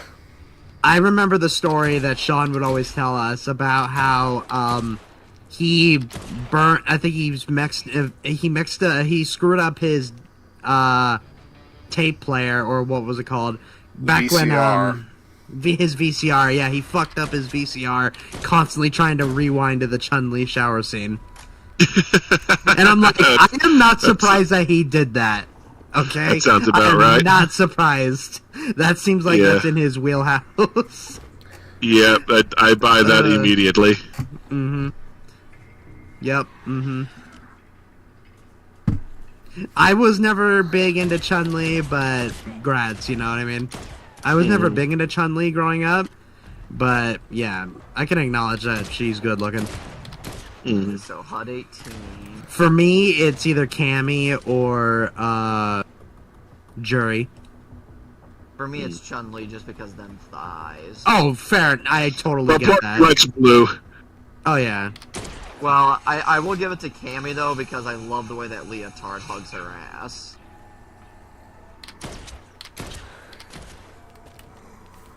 Hello? Yeah, we're here. Okay, there we go. I gotta say, though, recently, the amount of really good damage control that's going on when it comes to characters like Cyclops has been amazing to see. Because the trailer just came out for Season 8 of Marvel Rivals, and Cyclops is one of the characters. He looks incredible. Oh, wow. Yeah, and he also is voiced by the same guy that played him in 97. Ray Chase, I believe. Yeah, I know they were teasing Cyclops because he shows up in the trailer for Rogue and Gambit's wedding Yeah, he was back in there, season and 4. now it's him and Devil Dinosaur is another one. Yeah, Devil Dinosaur is coming out first, and he looks good. I was reading about the game on TV shows. People were joking, like, with the high rate of characters they've been adding to the game, how long until they get to Professor X, and will his ultimate move be the Holocaust Beam? That's one of my favorite jokes I've been seeing lately. It's amazing. Holocaust Beam. I always keep hearing that get mentioned, and I'm like, please do it. Please. And if they I'll add do the Red anything. Skull, will he get a... If they add Red Skull, will he get buffs for fighting the Jewish characters? Oh my god. I saw that question, too. Oh my god. That could get the That game could get in hot ugly. water. That could get... that was just... not voicing any degree of support for it. That's just Of a course. funny joke I saw online. Of course, yeah, absolutely. That's hilarious. Oh man. But yeah, he looks good. I'm not sure how I feel about his visor, but he looks good. The visor looks like it's too big on him. Or like it covers more of his face, I should say. I've seen his visor where it's a big ass helmet with an X on it. So as long as it's not that, I think we're good. One of my favorite looks from him was in Wolverine of the X-Men. He had the oh gosh, what was it? It was like it was covering his hair and shit. I'll have to find it. But he looked good. I think I know because that sounds similar to what it was in the in X-Men the arcade game, and when they do the retro suits in X-Men '97. What would you expect? Black leather? What I really like, I liked his design a lot for in Marvel anime X-Men. It's just he was he was just useless as a character in that show. I've heard about that, yeah. Okay, hang on a minute. Like I've seen all the Marvel anime shows, and X-Men was by far the worst. But it was like every fight, it was like Storm would throw one lightning bolt and get tired, and Cyclops would forget he had powers. Okay, I'm gonna go ahead and A Beast looked weird too, I know that much. Yeah. Beast looked weird. The one thing I remembered actually I thought was like really good was like the one scene where Wolverine goes absolutely berserk. Hey Schnick, you can fast travel to us. Yeah. So I missed the first episode of X-Men actually because I was watching them when they were airing on G4 in an endless loop. But I got the DVD set of all of them. Or you I have the DVD set. Shadow? Yeah, I'm repairing stuff. I have the DVD set for Iron Man because Iron Man was freaking awesome. I was gonna say that was the one I remembered watching a teeny bit, but not fully. Was the Iron Man one? What's funny is the worse the Marvel animes get, the more fan service they have. That's what I heard. Iron Man is the best one, has barely little to no fan service. Blade is the second best one. His sidekick runs around with a bearing her midriff, but otherwise is dressed pretty conservatively. Wolverine sucks, and his sidekick in that wears a skin type black cat suit to where she might as well be running around naked, and she gets tied up for a whole episode. And then X-Men is by far the worst. It has two scantily dressed women through the whole thing, who are Storm and Emma Frost. Mm-hmm.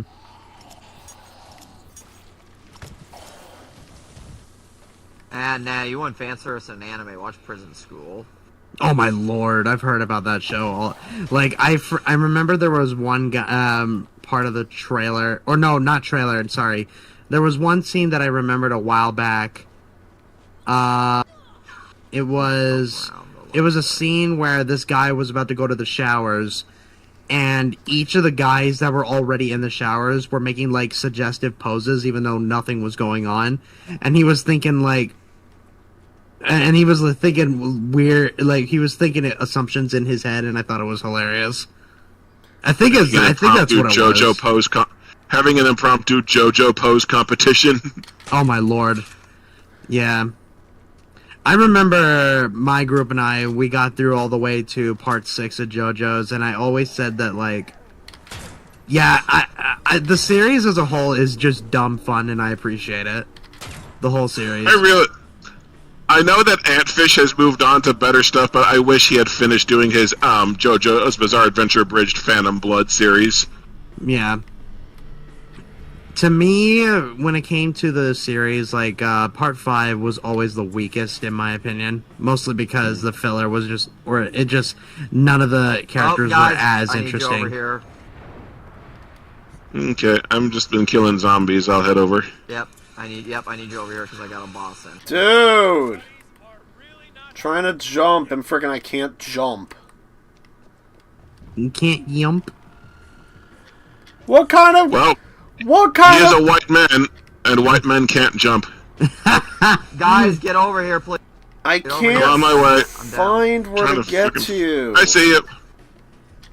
I got you. I saved someone, for a change. I feel like Goku and now I'm DBZ. almost dead.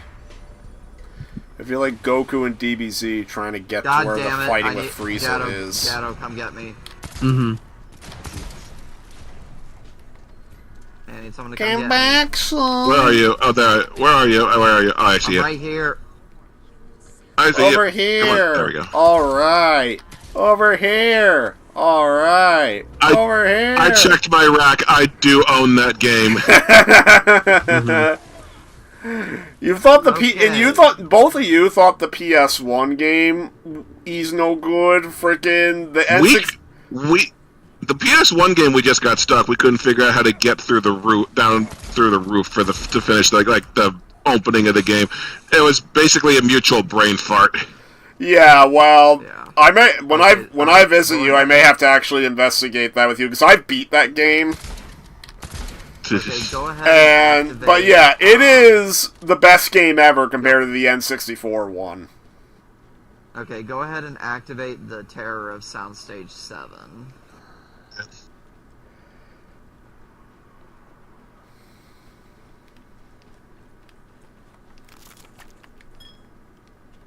Yeah, so I've started a little bit of the RE4 remake.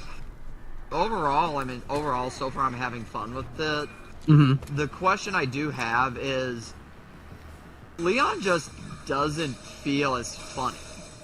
Yeah, He's not as funny. yeah. Even when he says, "Where's everyone going? Bingo," he says it like super duper seriously. And some of his lines, they do cut. Yeah. It's So- because, in general, the RE4 remake tried to make itself a lot more serious, whereas the original game... Like, they didn't- still kept some of the humor, but yeah, it was mostly done for Like the one the thing sake I of thought being was serious. interesting is that they open it with that shot of the cult, like doing their like ritual on Ashley. Mm-hmm. What I also found weird though is the way they did the recap. Is like when you start the game and Leon's narrating a recap. Yeah, It's yeah. It's significantly different to the point of like it focuses almost too much on the RE2 remake for the recap, and it doesn't just overall talk about the story of like the fall of Umbrella and whatnot. Because I feel like I remember the narration in the original RE4, Leon actually talks about the fall of Umbrella. He does. Also, they completely changed Krauser's backstory in the remake. Well, don't spoil it because I am not that far. Yeah, well, they show a little bit of it in the intro. Oh, where he's training Leon as part of a super secret government program. Yeah, like... So don't go any farther than that. Yeah, let's just say they completely overhauled it from how their backstory was in Darkside Chronicles. And it's not a change I'm entirely sure I agree with.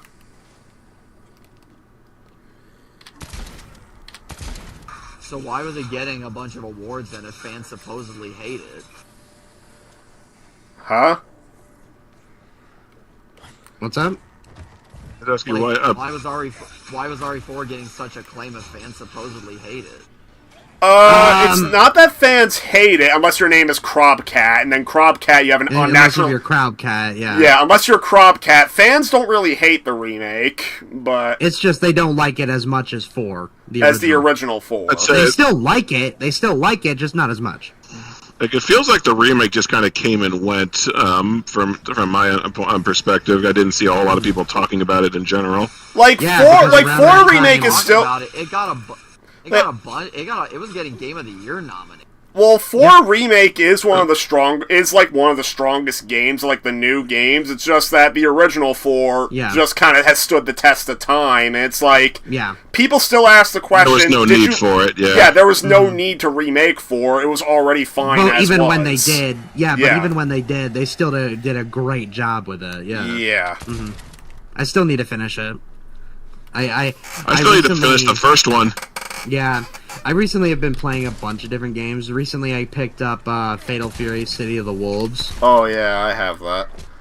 I appreciate it for being the rare SNK fighting game that actually has significant single-player content. Mm-hmm. So. Oh, did you hear recently? Speaking of SNK, Harada, who used to, the guys behind King of Fighters and Fatal Fury. No, Harada was behind Tekken. Yeah, but I'm saying he joined SNK now. I didn't even know he left SNK Namco. is basically SNK, from what I understand, is basically just a company that makes a lot of fighting and beat-em-up games. They do. They do have other games like Metal Slug, which is like a shoot 'em up, but yeah, they're mostly known. They're mostly known for King of Fighters and Fatal Fury. Yeah. Mm-hmm. Yeah. And more recently, Harada recently retired from Bandai. I didn't even know he did that. Yep, he did. Mm-hmm. Yeah. and now he's formed a new studio under SNK. I'm just So kind of that's gonna be stunned. interesting. Yeah. It's like years of history with Harada, because he's the guy that made Tekken so successful. Like, he was the brainchild, basically.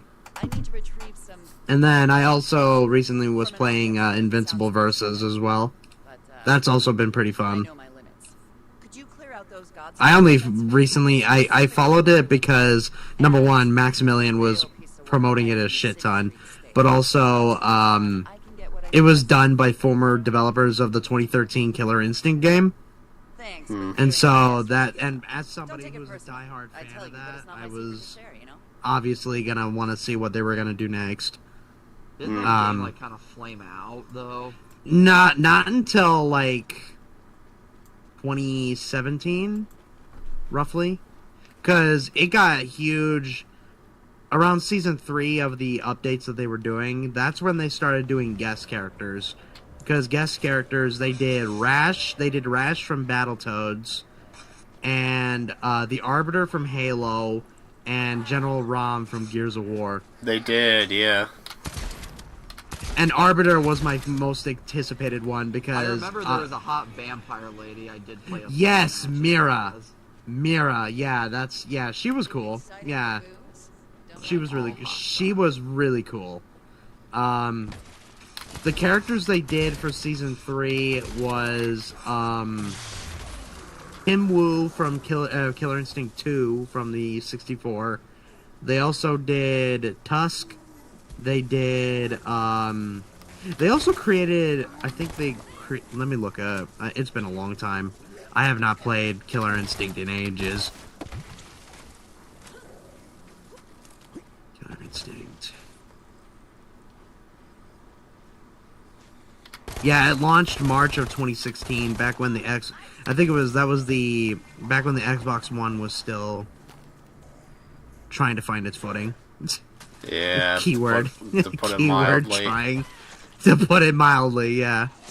Okay. For me, the Xbox One didn't get its footing until it did backwards compatibility. Essentially, Even yeah. that, Yeah. Like, and even then, that was the only thing it was good for, because most Xbox exclusive have... I mean, to give the Xbox One credit, at least it had exclusives. Mm-hmm. The Series X has, like, none. Not anymore, anyway. Yeah, the Series X has, like, none. Because they've gotten... Okay, like, even when they're not ported to PlayStation or Switch, they've still been getting ported to PC. I mean, I'm just not a fan of exclusives, generally speaking. Me too. Me neither. I've never... But we're speaking logically here. Xbox had needed reasons to get people to buy their damn machines, and they weren't. And, sure, yeah. And they weren't. Right. Well, here's a reason to buy a damn machine. Don't keep being greedy sons of bitches and increasing prices. Yep. That's how you Which is what I guess Switch 2 recently just got one. Or do you know how you You know? get people to buy it? No, do you know how you get people to buy Xboxes?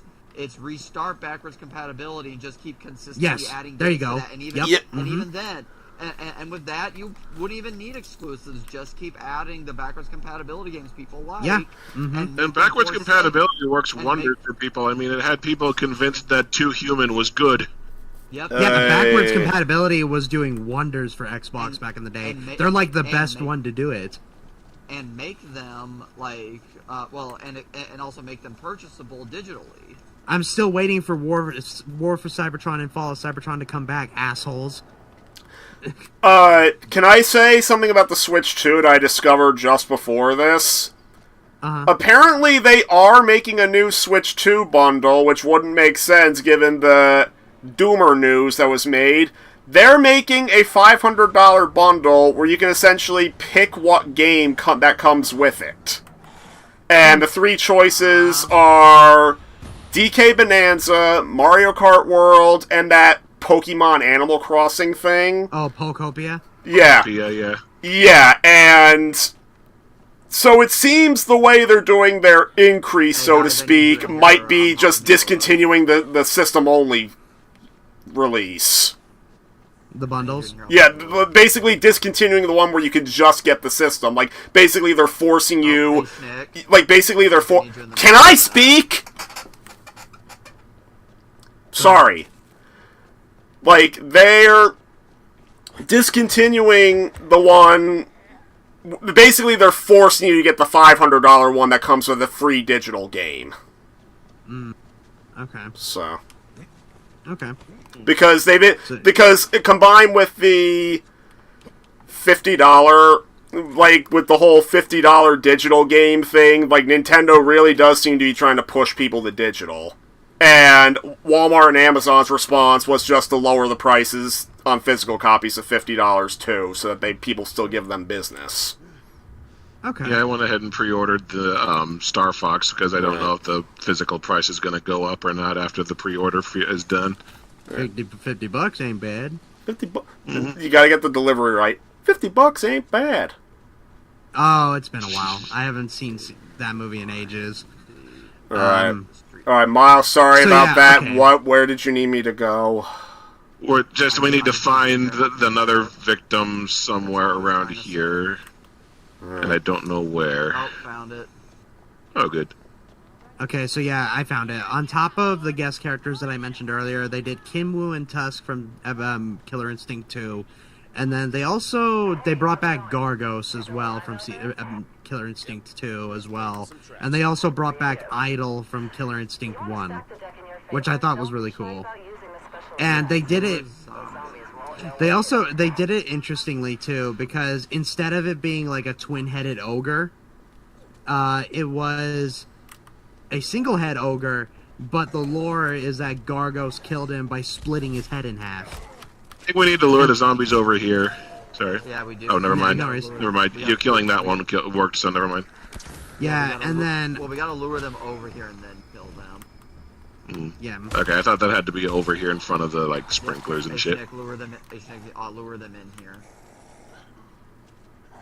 And then one of the newer characters, the lore behind that as well is that one of the newer characters resurrected him because he thought that he could be able to make him his servant. But the first words to come out of his mouth when he came back was he goes, "I for no one." And so he kind of just went on a rampage, and I thought that was cool. And then also down the line, they also decided to do different versions of previous characters. Like for one example, they did Kilgore, which was basically a clone of Fulgore, but he had twin minigun hands, and it was hilarious. And then the other one was Shin Hisako, which is one of the newer characters they introduced in Season 2, and instead of a Naginata, it was a katana sword. And to give a context for Hisako is basically if the Ringu girl had a weapon. And she was freaky as shit. Hold on, let me find a picture of her. She was one of the cooler characters. We need to lure another one more zombie there, but all the zombies are gone. The one time they stopped spawning. Right. Let me put it in the general chat because she was one of the coolest newer characters they introduced. There it is. Okay, I found one that's wandering the outside, so I'm gonna have to walk it towards me so nobody kill it. Okay, I put it in the general chat, and back then it looked freaky as shit, and I loved it. Oh yeah, that is cool. That is creepy God as damn shit. It, my fucking broadcast stopped. God fucking damn it. Now I gotta restart Yeah. What's one more thing that can go wrong today? Hopefully nothing. You don't want to else. jinx it like that. You really don't. It's like I've already had we don't need a rampant today. It's like we don't need a rampant disconnects again. One more thing related. The Amazon package annoying me, even though it was out for delivery, not getting fucking delivered, and then now this. Well, hugs from me. Well, now you got that to worry about. I'm sorry. Yeah, I actually do have that to worry about, because now I've got to have a Okay, now the zombies coming in. Tomorrow that I'm not looking forward to. Oh. Well, wishing you luck Well, on that front. Well, now the fucking zombie comes back. I said it before, but I'm sorry for yelling. Okay. Use the city's special effects to. I got level. I'll be the guy to. Go ahead. I got level 30. I'll be the guy to say, hey, to quote Palpatine from Robot Chicken Star Wars, hey, you want to see me tempt fate? Could this day get any worse? I'm saying it ironically, so they know I'm saying it. So I think I'm safe. I love that. Put me down! That's still one of my favorite specials. I love it so much. Yeah. That was really wizard, wasn't it, son? I'm bringing it back! I love how the part where it shows everyone what everyone's thinking, and like Darth Vader's like thinking about Luke, reflecting on his life, and Luke's going, "Wow, this really hurts. Like really bad." Yeah, I love that. It's so good. There he Oh, is. that's so good. Oh man. Oh, hey, it's Baraka. I heard did he was love- pretty funny in that. I freaking love He is, Johnny yeah. Cage roasting him. Nice. Yeah. I hope he was. I'm iffy on his voice because I've seen know what Baraka's supposed to sound like in the newer games, but the character himself is really well done. Yeah, I was gonna the say, I'm hoping the so, voice was the only because, thing yeah. I was not sold on because like Baraka needs to sound like. Yeah, he's very growly sounds in the game, the previous yeah. games. Yeah, he's not growly at all in the new one, but He kind of gave his me voice aside, the because character is well done. He kind of gave me in the Drax games- vibes. In the Little bit, games, yeah. in the games, he was voiced by, more specifically in the recent games, he was voiced by Steve Bloom, if I remember right. Yep, and that's what gives him that voice. Yeah, Yep. because he knows how to do those voices. He does it really good. I did love the scene though, minor spoiler, but I do love when he says Johnny fucking Cage. Nice. Like he thinks it's his still need to actual see it. name. Mhm. Johnny fucking Cage. That's like when I met And then- Donkey at Universal Studios, and because I stammered when saying my name, he called me Nick the whole time. Ah! Yeah. I love that. I love that kind of that kind of humor. Yeah. And then in terms of other games I've been playing, more recently because contrary to most people who were complaining about it, I decided to check Mixtape out for myself. Because Well, Yeah, People someone complaining that was about it. mentioned to me because apparently they like basically the far right people were bitching of.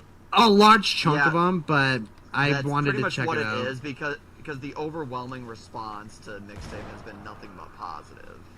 Which I honestly, after playing it, I really don't agree with. But for not for the wildly said straw man reasons that people were complaining about it.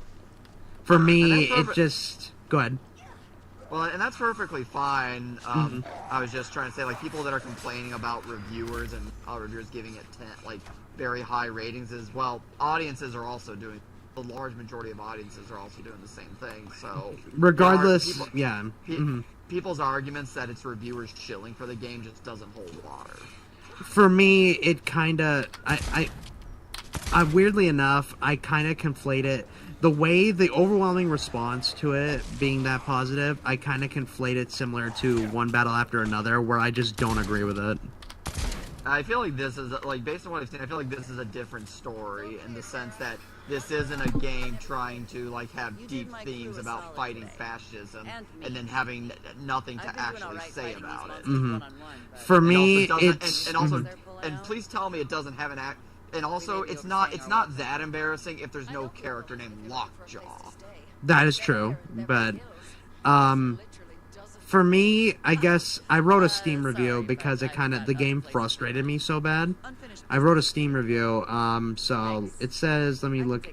I said there's a lot to think about it. I said I made it clear that I love my walking simulator games. I love my interactive movies when they're done correctly. The ones that come immediately to mind are like Life is Strange or the Telltale Walking Dead. That's the first that come to mind. to me, it's one of those frustrating games where it tries to accomplish. It's a game that's brought down by the medium it's a part of. It's in a strange way, it accomplishes both and neither at the same time. The characters don't really feel like they're characters, they're more like archetypes, and the story really doesn't feel like a story. There's backstory to each character, but a large chunk of the game comes. Here's what the gameplay boils down to: it's walk to one destination in a bedroom, and encounter a memorabilia that triggers a flashback, and then there's a mini game or a skateboarding session that comes with it. Rinse and repeat. Skateboard. Over and over again. Yeah, there are multiple occasions where characters are riding on skateboards. Yeah, and also there was some mini games that some of the mini games that they did have I did enjoy, but that's mostly because I was trying to make up my own fun. And most of them were either really like by the numbers or painfully dull, and they don't really give you much to do. There's one involving tongue kissing, which is so cringe-inducing that I wanted to swallow, like what Jado said in the Killing Joke review, that it was so cringe-inducing I wanted to swallow my own eyeballs. So, that's still one of my favorite phrases. It's hilarious. Thank you. And the thing that got me to that also frustrated, what also frustrated me about the game was that it is really pretentious. To the point of hilarity, because it's trying to be a fourth wall breaking adventure. It's supposed to be a whimsy fourth wall breaking adventure about these three teenagers. Like it's similar to Ferris Bueller's Day Off or some shit. Because the main character takes breaks she takes breaks in between to talk to the camera and point out a specific a song that's about to come up or something like that, like it's an advertisement. But it also but the three main characters are so unlikable that it all just padded out into what ultimately can be described as a pointlessly overcomplicated, generic coming of age, running away from home story. It's kind of it's very by the numbers while also trying to think it's smarter than it actually is, at least in my opinion. And the animation in the game is also kind of a clash of two separate styles. The game is stunning visually, and the characters are designed well, but they move around like Spider-Verse characters. And because of that, because it's a video game, it makes it look like the characters' models move like they're unfinished. Well, it is all like the rage to trouble copy rendering, Spider-Verse. Yeah, it's weird. It's weird.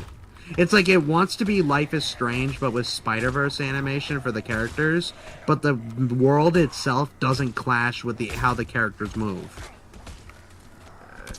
If that makes sense. Okay. We've got a quest at...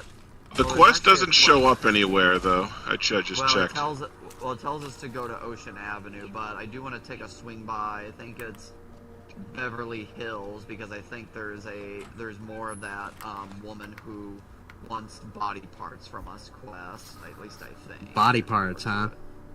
Yeah, she wants zombie body parts. And also there is a shit ton of references and licensed music to stuff that's like from the 70s and 90s. At one point, we're referencing Jurassic Park by walking through a dinosaur themed park.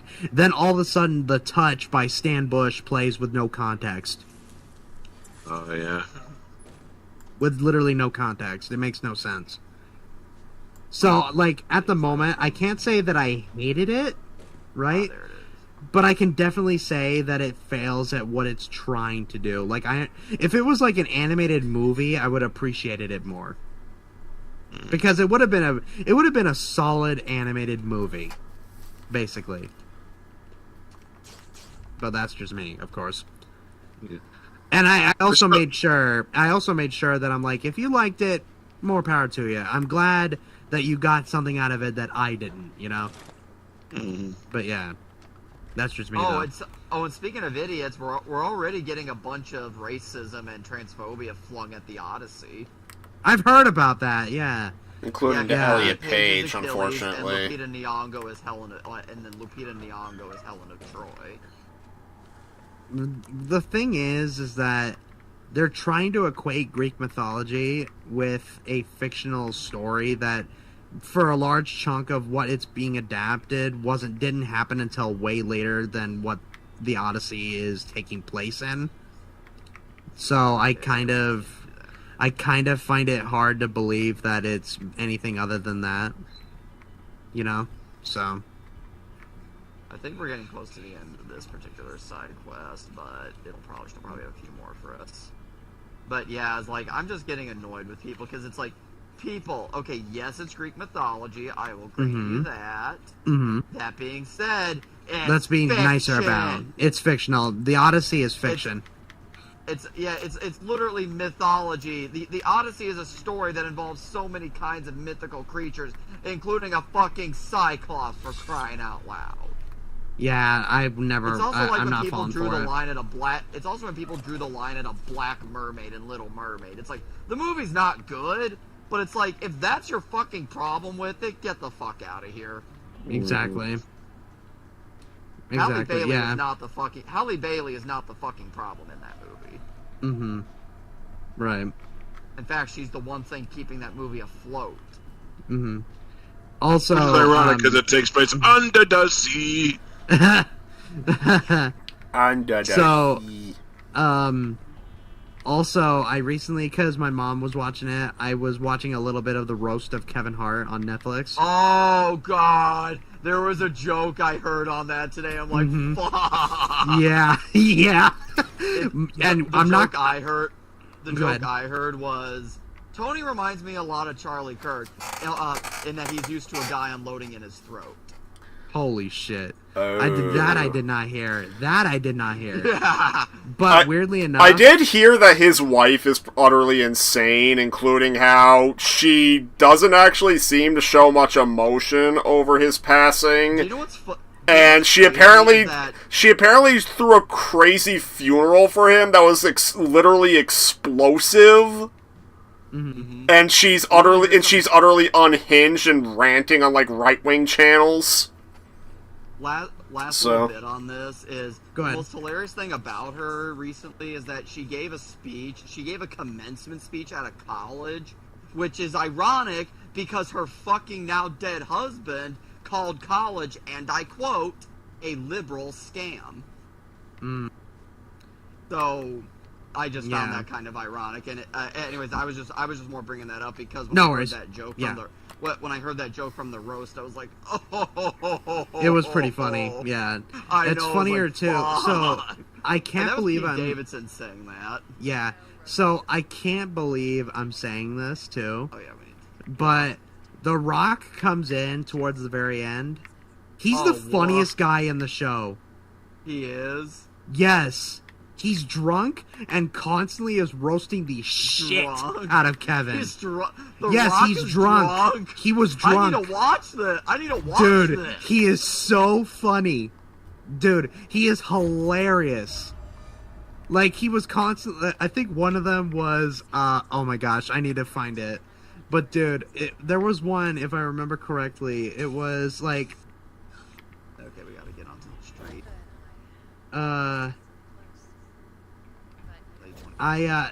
One of them was, I forgot what it was, but they were about to have a toast. They were about to have a toast, and he sits down, and he says, why don't you come over, why don't you come and sit on my knee? And he's like, or something like that. And then later down the line, even after he's vehemently against it, he goes, because he constantly makes jokes about how small he is and how he's basically like his little baby brother or something like that. And at one point, he goes to his, he pulls his chest out. He pulls one of his nipples in his chest out. He goes, yes, he goes, "You're going to suck on my nipple," or something like that. What? Yes, I'm serious. Yes. What? What in the name of fuck? Yeah, it's so funny. I came at the end of it. I was like, more of this version of The Rock, please. He's hilarious. He's actually really funny. Miles and Jado, real quick. I see a zombie who suspiciously looks like one of the fat slags. What should I do? Kill it with fire. With fire. Okay. Yeah, he is so funny in that show. I was kind of surprised. There we go. 24 nude. Not to bring anyone up again, but for some fucking reason, like this big news billboard on the front of the building is giving me crazy Ivanka vibes. I'm like, why? But dude, it was so damn funny. The Rock pissed drunk sounds like the best of times. Dude, it was amazing. He's roasting Kevin left and right. Dude, reshoot the Moana live action remake with The Rock drunk off his ass, and then it'll be a worthwhile movie. It'll be a good movie. Yes. Dude, it was so. I was surprised at how funny he was. This is the news building. And this is the same stage where Cat Williams shows up at towards the once to roast him a few times. And Cat Williams' jokes were underwhelming, surprisingly. Who's Cat Williams? He's one of the most well-known black comedians, like stand-up comedians. He went in because he and him had beef, quote unquote. I heard Shane Gillis. And, Shane Gillis was there. I heard Shane Gillis and Chelsea Handler were having major beef with each other. Yeah, Chelsea Handler was there too. Yeah. Well, like those two were having major beef with each other because, like, what was it? Chelsea, Shane Gillis calls Chelsea Handler, or tries to make a joke about Chelsea Handler being pro-Palestinian by saying, you know, she's a Zionist or something. I'm not saying that's bad. And then Chelsea Handler goes up and corrects him and is like, hey, Shane, by the way, there's a difference between Zionism and Judaism. Much like how there's a difference between Koreatown and Chinatown, but I know your favorite guy. I can't tell the difference. Ooh, damn. Okay, I found it. I found some of his best zingers, and I'll send that. It's 2 minutes of his best zingers. Lockdown in effect. Are you guys in the news building, by the way? We're outside the news building, got hung up on zombies. So if you can get to a point where we can fast travel, just go for it. I'll post it in my server as well, but I'll post it in the general. This is it shows his compilation of his best zingers right here. Kevin Hart's roast, Rock's best zingers. Oh yeah, at one point he goes, "Hello, Kevin." Oh, shut up. He got downed. Yep. I was about to go in the window where Miles went. But yeah, at one point, Rock at one point goes, "Hello, Kevin. Shut up." I need to see this because this sounds perfect. I remember watching the roast of Tom Brady. There were some again jaw-dropping. Oh, he also. Or roast of Tom Brady. Sorry, is what it was. I'm sorry. Sorry. He also, at one point, he calls him a burnt Oompa Loompa. I think there was one joke. I'm trying to remember what the joke was, but there was a joke about Kevin Hart in the when they did the roast of Tom Brady, where somebody made a joke that Kevin being short and that having something. There was a lot of Kevin being short jokes in that show. Well, yeah, but one joke that was told was something about Kevin Hart being so short that it has something to do with picking cotton. I'm trying to remember what the joke was, but I can't remember it. Found the huddle up. Okay. I do remember one joke. Well, it wasn't a joke about Kevin. It's been a Hart. while since I've seen the Tom Brady one. It was a joke about Tom. Well, it was a joke about Tom Brady. It was a former Patriots player that had played for this team for like a couple seasons in between, like when they weren't winning any Super Bowls. And the guy was asking like, "Hey Tom, come on, why don't you give me one of your rings? You got so many of them, including the one your wife just gave back to you." Oh, Oh no. damn. Yeah, so there was that. There was one about like hanging around the team, just like Aaron Hernandez in a cell. Ooh. Like the joke, like because Aaron Hernandez was a Patriots player that was arrested for and convicted of murder, and he was a Patriot, and he had been a Patriots player, and he killed himself in his cell. But yeah, the joke was about like getting to hang around the Patriots, just like Aaron Hernandez. Gotcha. And, like, the others are busy upstairs. I'm trying to remember some of the other stuff, but there was, I mean, the Tom Brady one was pretty good, but apparently not as good as The Rock pissed drunk. Dude, it was, I'm telling you, it was funny. It was so funny. I'm gonna make sure it has some of his best zing. I don't know if it has all of his zingers, but some of his best ones. We can trust them. Like, Kevin is dying the entire time. Oh, I remember now. Okay, there was one I remember where they were talking about how they both lost their dads recently. And, yeah, they both lost their dads, and so he posts a picture of... Rock posts a picture of his dad, and he's... I think it was Rocky Johnson, I think it was. And... Yeah, The Rock played him on an episode of That 70s Show. Yeah, and he was there. Yeah, he showed the picture of him, but then when he got to Kevin's dad... first he got an unflattering picture of him, first off, and then the other one was his mugshot. Wait, whose mugshot? Kevin's dad.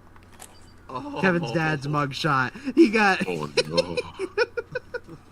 Dude, I'm telling you, I have never seen Rock be that hilarious, and it's all happening because he's pissed drunk. I think at one point, as he was walking up, he almost stumbled. At one point. Honestly, I really hope The Rock actually is pissed drunk on the set of Moana. Because honestly, that sounds just like what made the Super Mario Brothers movie bearable with John Leguizamo and Bob Hoskins, is that they literally were pissed drunk off their ass during filming. Earlier we were talking about game creators having cameos in the movies. The first of the live action Mario movie did that, and it completely shat on it. Oof. Because it has them like, well, it has two of the creators of the games come out in the stinger, and they're listening to a pitch for a video game, but it's the fucking Koopalings that are pitching the game and not Mario or Luigi. Well, I know the first Illumination movie had Charles Martinet do a couple of voice cameos. Like, he does... Well, he played Mario's dad. He played Mario's dad using his own voice, and then there's like this other Italian dude that he does his Mario voice for. So... Okay, we need to find where to go. Yeah, I am totally lost in this building here. Yeah, we gotta work our way to the basement, so that's what I'm trying to find. Yeah.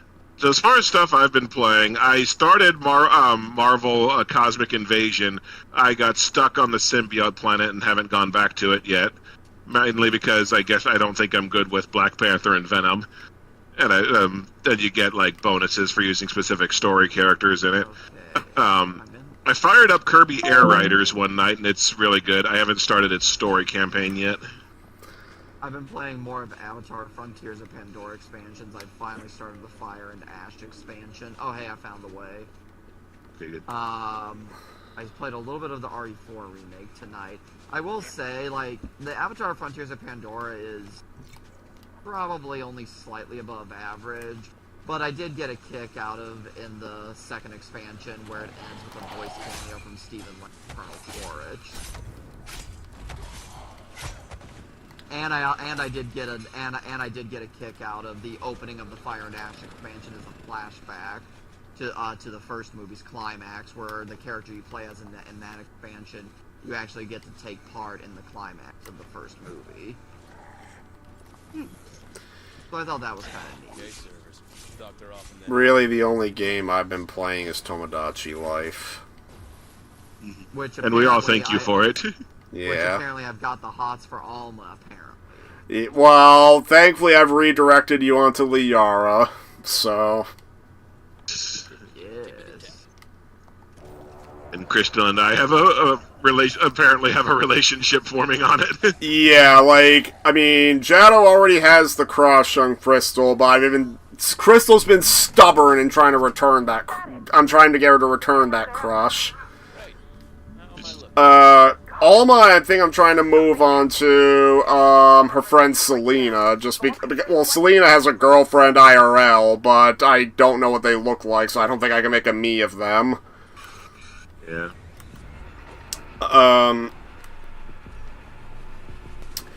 Let's see. Obviously, I'm trying to get myself on Luna, and what was really cute, actually, is neither of us are crushing on each other yet, but I couldn't help but notice Luna considered me a friend more than I considered her a friend. So she was actually really kind on that. Which was just kind of... we just have to go back up now. That was just kind of cute. Because, I mean, I gave her a perpetual... You're making me want to get... Sorry. You can go. No, like I said, you're making me want to get Tomodachi Life. Well, yeah, I gave her a perpetual frown to just seeing her... Like, I've been doing a lot of screen recordings, because it's stupid. You can do screen recordings for the game, you can't upload them to the Nintendo app. So it's like, if I want to freaking upload those to, like, Blue Sky or YouTube, I have to literally get my microSD out of the Switch 2 and put them in my PC. So, yeah. I'm holding off on playing the Virtual Boy catalog until they've all been uploaded, but been put up online, or until they've all been put on the service. Oh, what a surprise. Butcher. They're all butchers. Yeah. So did the people that we came to save get killed? Thanks. No, they're alive. They're hiding. Okay, good. So, but yeah, like... Yeah, like, just some of the clips I got of me and Luna together, they, like, I might be biased, but they're some of the cutest things.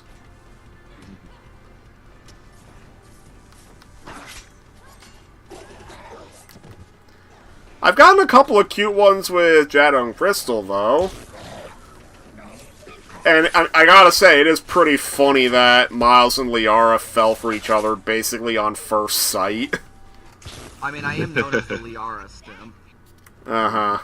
Ooh, I got mutilation claws. Sweet. You might be the Liara sim, but how does Crystal's lover make it so that Crystal's being a stubborn jackass and not wanting to fall back for Jado? I think she's just playing hard to get. Maybe. I'd say Jado needs to get on his A game. I mean, one of the clips I got that I shared on Blue Sky, because I had to record it with the phone, it's literally Jado trying to imagine admitting his feelings for her, and literally it's him doing exactly what he does in his reviews, where he's like standing on one side, he quickly moves to the other side. The difference being that whenever he stands to the other side, his face morphs into Crystal's and he imitates her voice.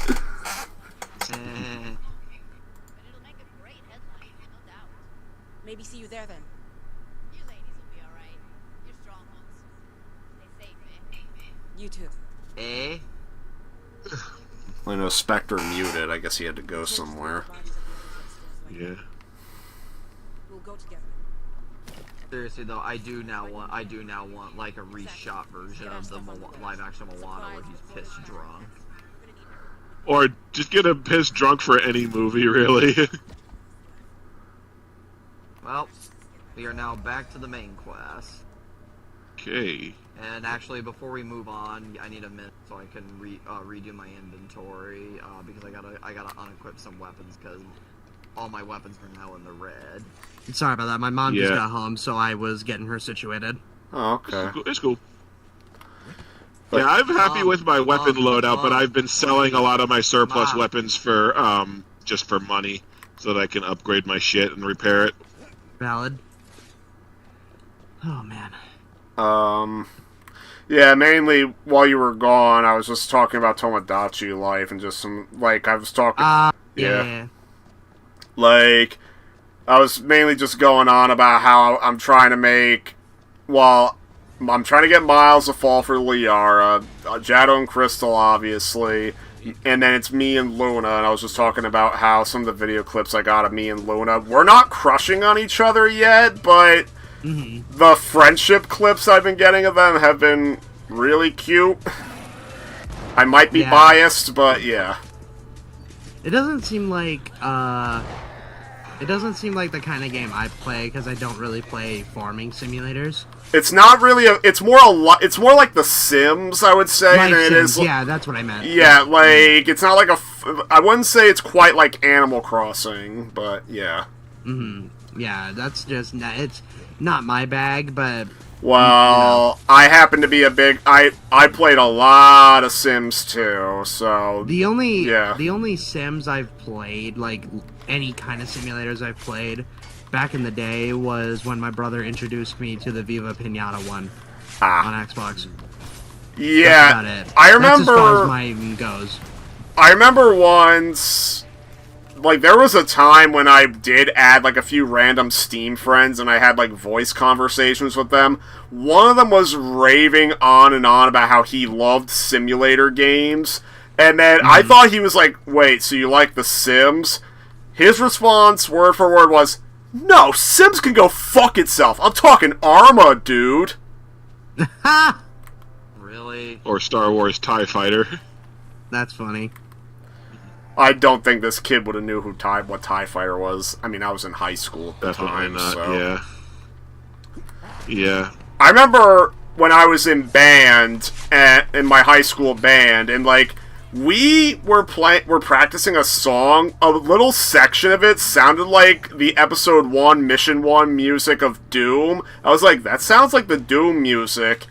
Everybody looked at me funny. Oh, jeez. I mean, this was before Doom 2016, so... Okay.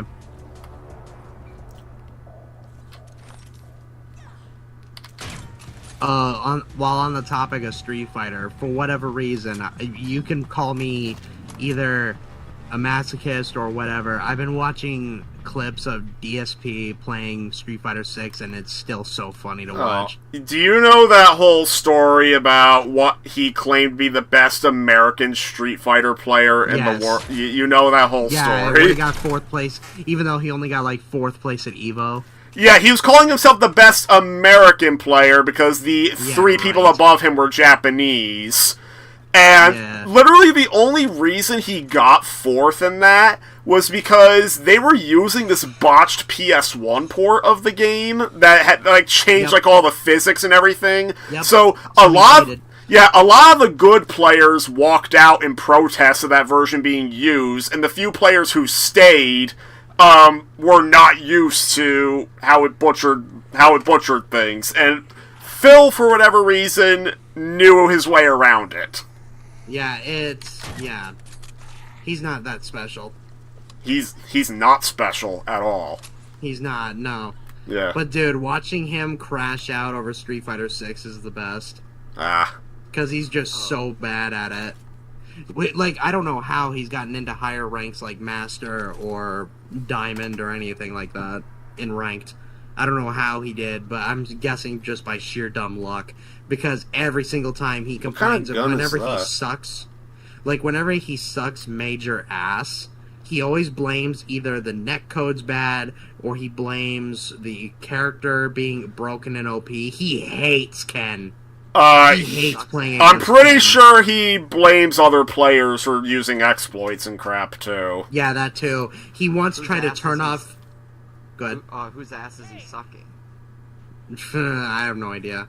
He does. He is unfortunate. Like it is very cruel that people like him get married because he is apparently married. Yeah, it blows my mind. Yeah. Yeah. But what else? He hates Ken players a lot because to him, he's one of the most broken characters. Who else? He once tried to claim that characters like Ryu and like his archetype, they all play the same. Where Ryu plays the same as Ken, who plays the same as Juri, who plays the same as Jamie, who plays the same as Chun-Li, who plays the same as Cammy. They all where they're all rushdown characters that are top tier and broken. When he just can't accept the fact that his shit sucks. Well, it's widely theorized. Gameplay, it's atrocious. It's widely theorized that he has narcissistic personality disorder. I would not be surprised. Because literally nothing is ever his fault. My favorite was when he tried to claim that the game was won for him, where it's like he wasn't beaten, he beat you, but you got the win because the game sucks online. I'm like, that is the most ass-backwards statement I have ever heard for a fighting game in my entire life.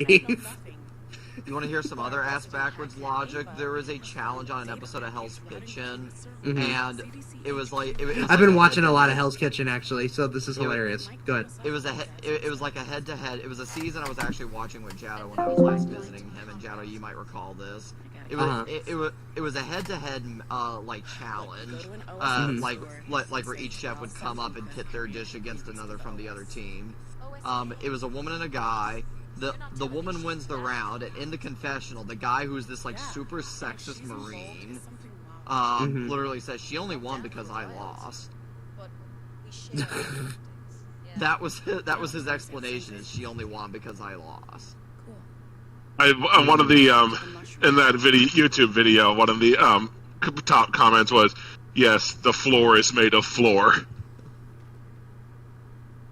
Oh, and you know what's even better, Spectre, about that guy who had that ass backwards logic. Mm-hmm. He was so super sexist, like that when he was finally kicked off the show, like after he got eliminated, he literally said in his confessional that like he doesn't like working with women, and that in fact he purposefully tries to come up with reasons for women who are in his Marine unit to get transferred out of his unit. Transfers all of them out, yeah. Yeah, and then so somebody sent that clip to his commanding like Marine officer or whatever, and got his ass fired. Yeah, Good. That makes sense. Good. So I'm like, ha! That'll teach you. A stage adaptation of Paranormal Activity is headed to Broadway this fall. How's that gonna work? How is that gonna work? Yeah, I'm not sure how that's gonna work. Probably just have fishing wire attached to stuff. I guess. Does anybody have any But the whole point of the whole point of Paranormal Activity is the found footage gimmick. Yeah, that's like if you're just putting it on a stage and it's just some random fucking ghost story. It really feels like they just because there's new movies and stuff coming up too, so it really feels like someone at that whatever studio owns it just really wants to bring Paranormal Activity into a major franchise. Paramount. Yeah, Paramount. But Paramount's especially Paramount because they're fucking desperate for anything they can get their hands on these days. Well, especially since they're about to drop almost $100 billion on Warner Brothers. Yeah, pretty much immediately start the. Sorry. Go ahead. That was my big fear regarding the GameStop eBay thing. Like, I did see that apparently eBay laughed in GameStop's face, I was more gonna or say, less. yeah, they laughed out of the. But knowing how Paramount was with Warner Brothers, I'm just worried that GameStop's just gonna keep bullying and bullying until they get what they want. They won't. They don't have that kind of power anymore. But yeah, GameStop has nothing to bargain with, and eBay, as far as I know, is a fully healthy business. They're basically a glorified Funko Pop store at this point. Oh god, they are. Yeah. Hey, on the plus side, when it comes to Paranormal Activity and Broadway, at least we don't have to hear Uzabai Mook, Uzabai Mook, Uzabai Mook during on Broadway. god, like that. That would be Musa Bayou, horrifying, not gonna lie. That scares the shit out of me hearing that in my headphones. For real. Oh, I thought you were speaking of doing the movies great that- grandma from Rhapsody Street Kids. No, I cannot do that as good as Sean does. That's not possible. I can't. Oh, we need to get Sean up in this so he can do it on command. Oh man. Yeah. Yeah. Speaking of movies that I watched that actually kind of freaked me out, The Housemaid. Good lord. That I was like, two things went through my mind. One, don't piss off Amanda Seyfried. Apparently. Number one. And Number two, Sydney Sweeney can actually act. And also number 3, don't marry a rich guy. Or at least a rich guy with massive possessive problems. Mm-hmm. I liked that movie. I was surprised. I did too. I did too, yeah. Like, I didn't think Yeah. it was the best thing ever like MP did, but I liked it. I thought it was pretty good. I thought it was pretty solid. What the thing that I liked the most about it, and I mentioned it on my Letterboxd review, is that it keeps you on your toes. You don't know exactly what's going on. Oh, come on, Twitch! At least not fully. Come on! Yeah, that's why I stopped streaming on Twitch. I multi-stream. I used to multi-stream, but I barely get an audience on Twitch in comparison. I mean, I do. I use OBS to multi-stream, and I use Streamlabs. Streamlabs ain't bad. Something.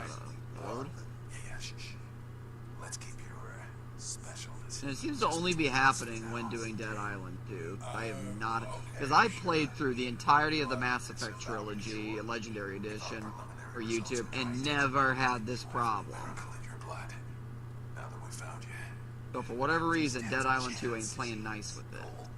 So, what happens to me? You just take some blood, or we need to get you to our lab on Ocean Avenue. We have the equipment there, and answers to all your questions, I promise. Okay, you're the doctor. Constantine? What, John? Zephyron, it didn't work. The level spiked again. Fried the whole rig. Not ideal. Can I just say I'm sorry for yelling before? Yeah, it's fine, man. Yeah. That shit remains on my mind.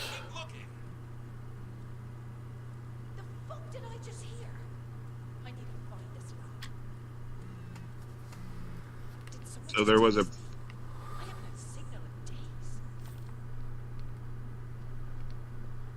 Use the image file you were sent to track down Dr. Reed's lab on Ocean. No anti-Lola, but I got a lead on a lab your dad was using.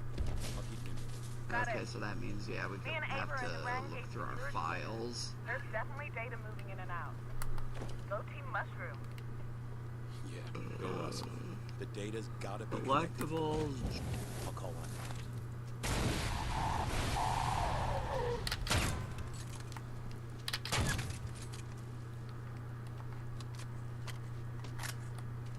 Okay, so this is called the Search for Truth.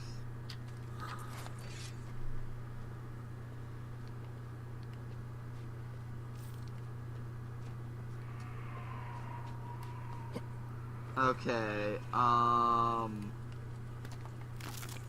the hell is lab? It looks like it's indent, like, it looks like it's, like, in an alleyway of some kind. And there's gonna be a newsstand in the alleyway. That's about the best I can glean from the picture. Alright.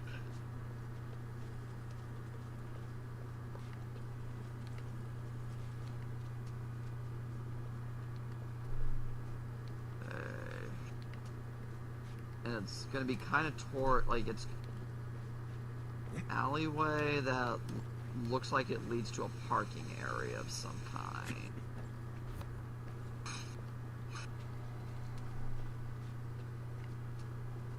Ah, great, more butchers.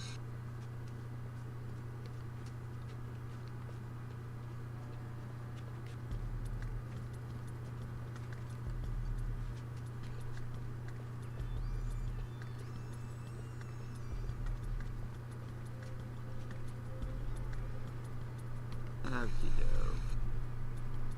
Yeah. Alleyway.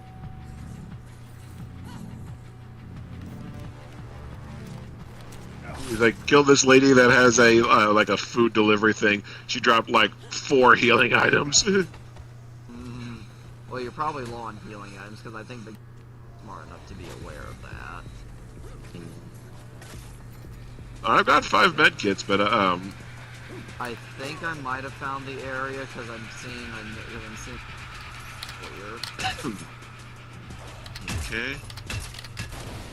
Let's see. I see a news. Tisha, I'm at the Rand Gate too. Yep, I found it over here. Okay. Over here. Okay, Everyone. so go over to the purple arrow. Yep. Yep, where I am. Cool. See you in. Gotcha.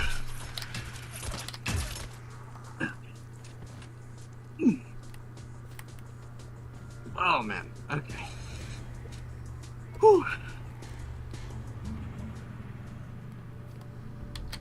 Me.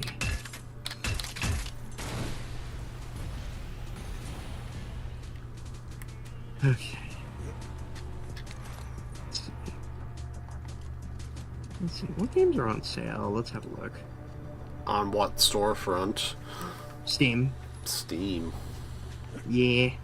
I'm waiting for the... DMC Devil May Cry is on sale for $4.50.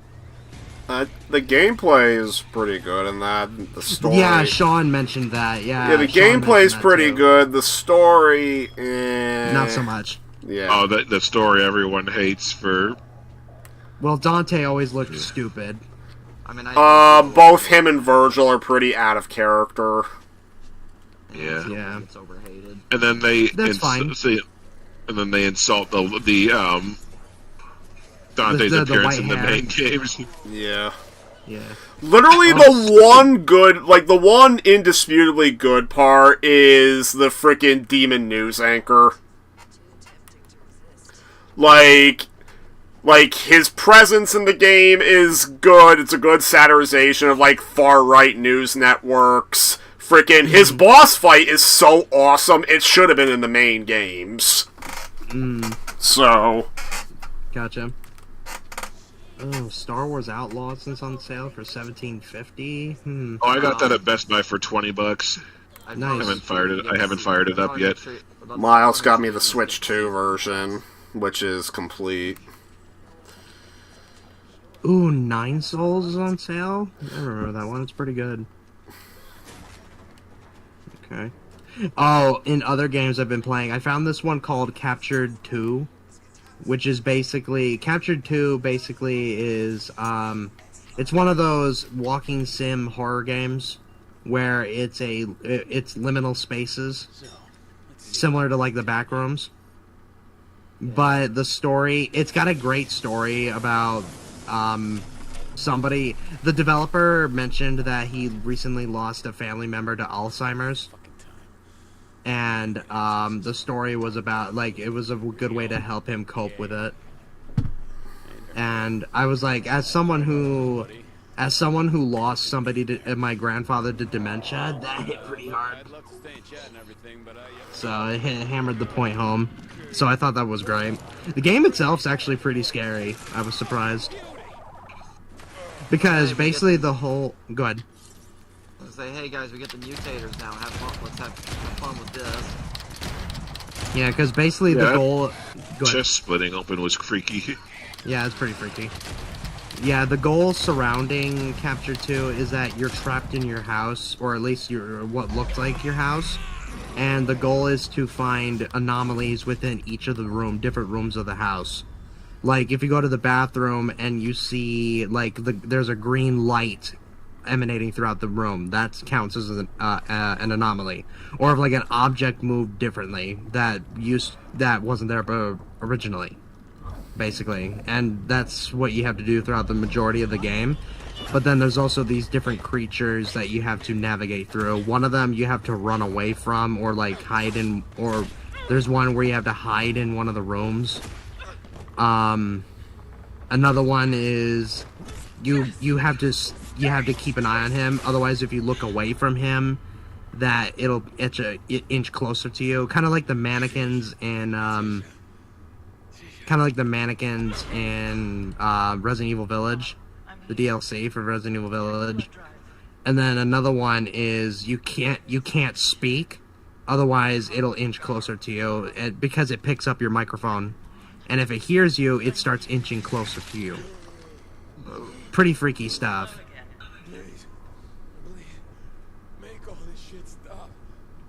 Oh. Curry Barker's obsession is currently officially certified fresh. Huh? I've seen the marketing for that movie Obsession, and I've heard nothing but good things. Oh, I've barely heard anything about Obsession. Yeah, the trailers looked really good, and there's this marketing strategy going around where they give you a phone number that you can text what's probably like an automated version of the main chick, and it's supposed to be like really creepy. I just remember for what was it, Scream 5. I remember like you could actually call this number or text this. Oh no! You couldn't call or text this number, but it was like you would go to the Scream 5 website, type in your phone number, and then Ghostface would call you. Yep, it's kind of like that basically. It's basically like that. Which honestly, that was some really insane viral marketing. It was really good marketing, yes. And there's also you can go to the shop and order a One Wish Willow, which is the item that's used in the game or in the movie. And you can order a One Wish, like a mock-up replica of the One Wish Willow, which I thought was really cool. So, yeah. Yeah, that movie definitely seems a case of, like, really be careful what you wish for. Yep, and it looks like it's gonna be, because I've seen a couple of the clips that they showed publicly, and one of them gives me serious, like, uncomfortable vibes. The chick plays it so well. I forgot her name. Honestly, I'm looking forward to that movie. I'm very excited, yeah. I still need to watch Hokum eventually when I get the chance. I still need to watch that. And it also helps that Curry Barker, the guy that's directing the movie, is going to be doing his Texas Chainsaw Massacre movie for A24. Which is that's what I've heard anyway. This woman is crazy. Dude, yeah. She's not talking any sense. She make no sense. Sense? What make? Let's see. Now you should have some Newman skill cards. Yeah, he's got some down here, yeah.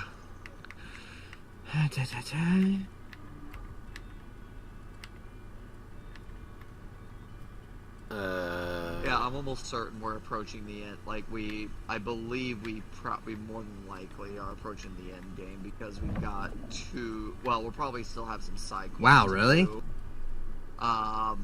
Well, I think we still got some side quests to do, but yeah. We got 2 more locations left in the game, and I don't think I remember there being a whole lot of side quests in those areas. So, barring side quests that come up, gotcha. more than likely, it's probably going to be full steam ahead. Gotcha. And then after that, we'll be moving on to the DLC content, which I cannot wait to see your guys' reaction to the first DLC. What's up with it? Is it like fucked up or something? Not that it's fucked up. It's just that. Oh wow, Jado's thick. Yeah, I'm 26.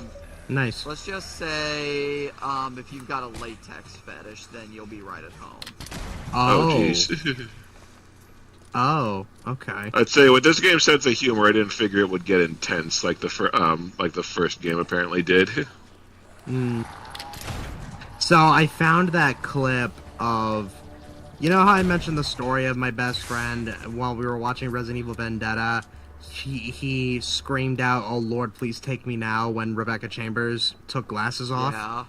I found the clip of what I was talking about, the exact moment. I found it, and it's, oh man, he's never gonna live that down.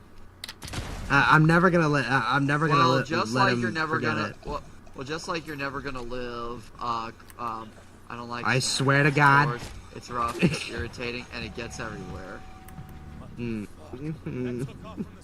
I hate how you're now the one that's doing it. They all used to start doing it, and now you took over.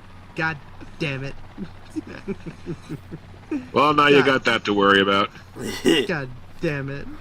Freaking Wizzo might be on my list of things to show when it comes to the holiday season, or hell, maybe I'll even. I showed do a it to Christmas Miles Evil. just so he'd get our inside jokes. Well, Wizzo? Spectre's crew hasn't seen it yet, so. Well, now they've got Silent that Hill to 2 worry remake about. reached over 6 million players. Nice. Very nice. And Silent Hill F reached 2 million.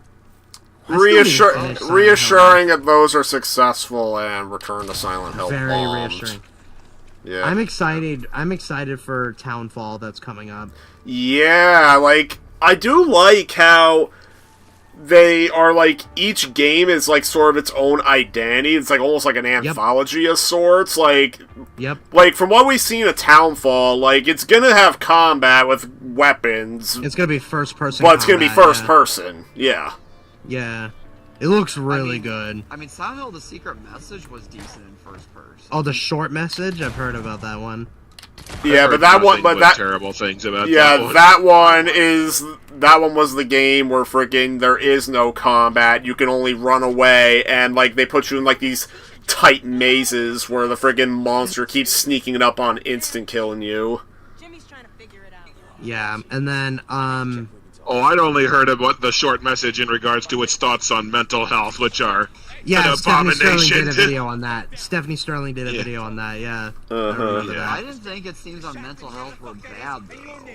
I still think, in my opinion, Stephanie Sterling's best video they've ever done was the one on mouthwashing.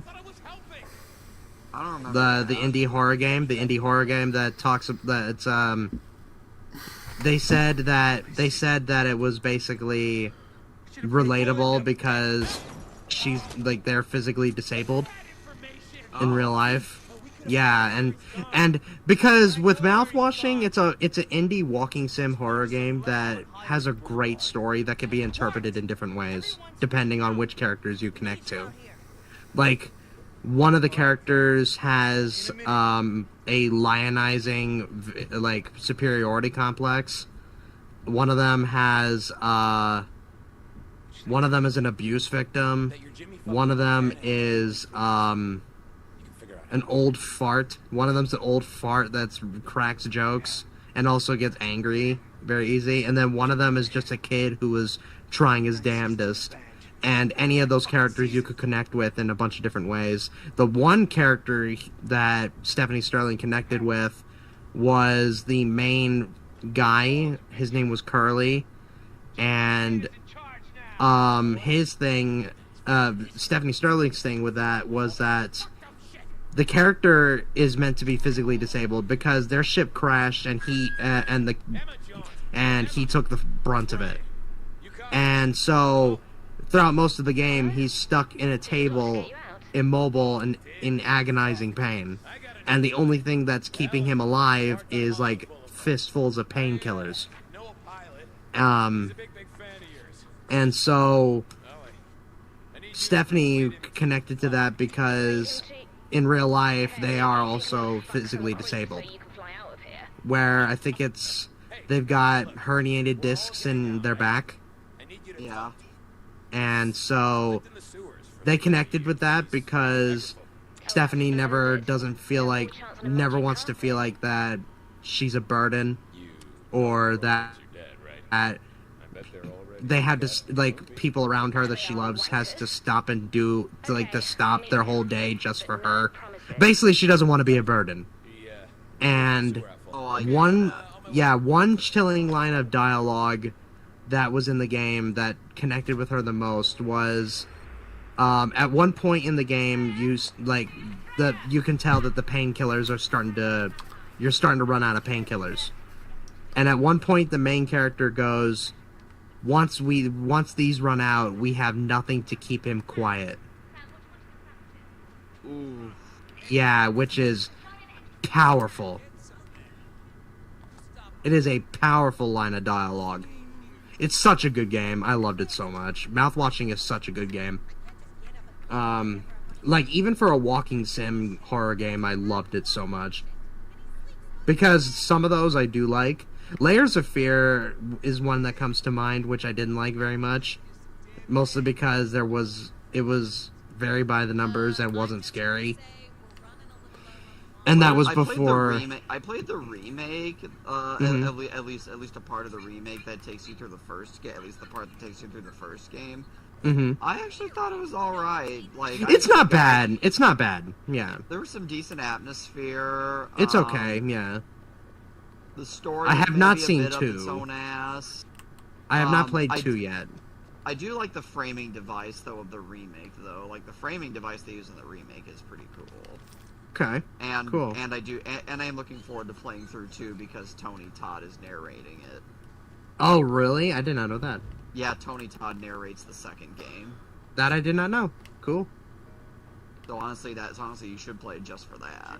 The only one that I definitely know that I'm not going to play was the Medium, because I remember when that came out, I was playing it because I got it through Game Pass, and I was bored out of my fucking mind.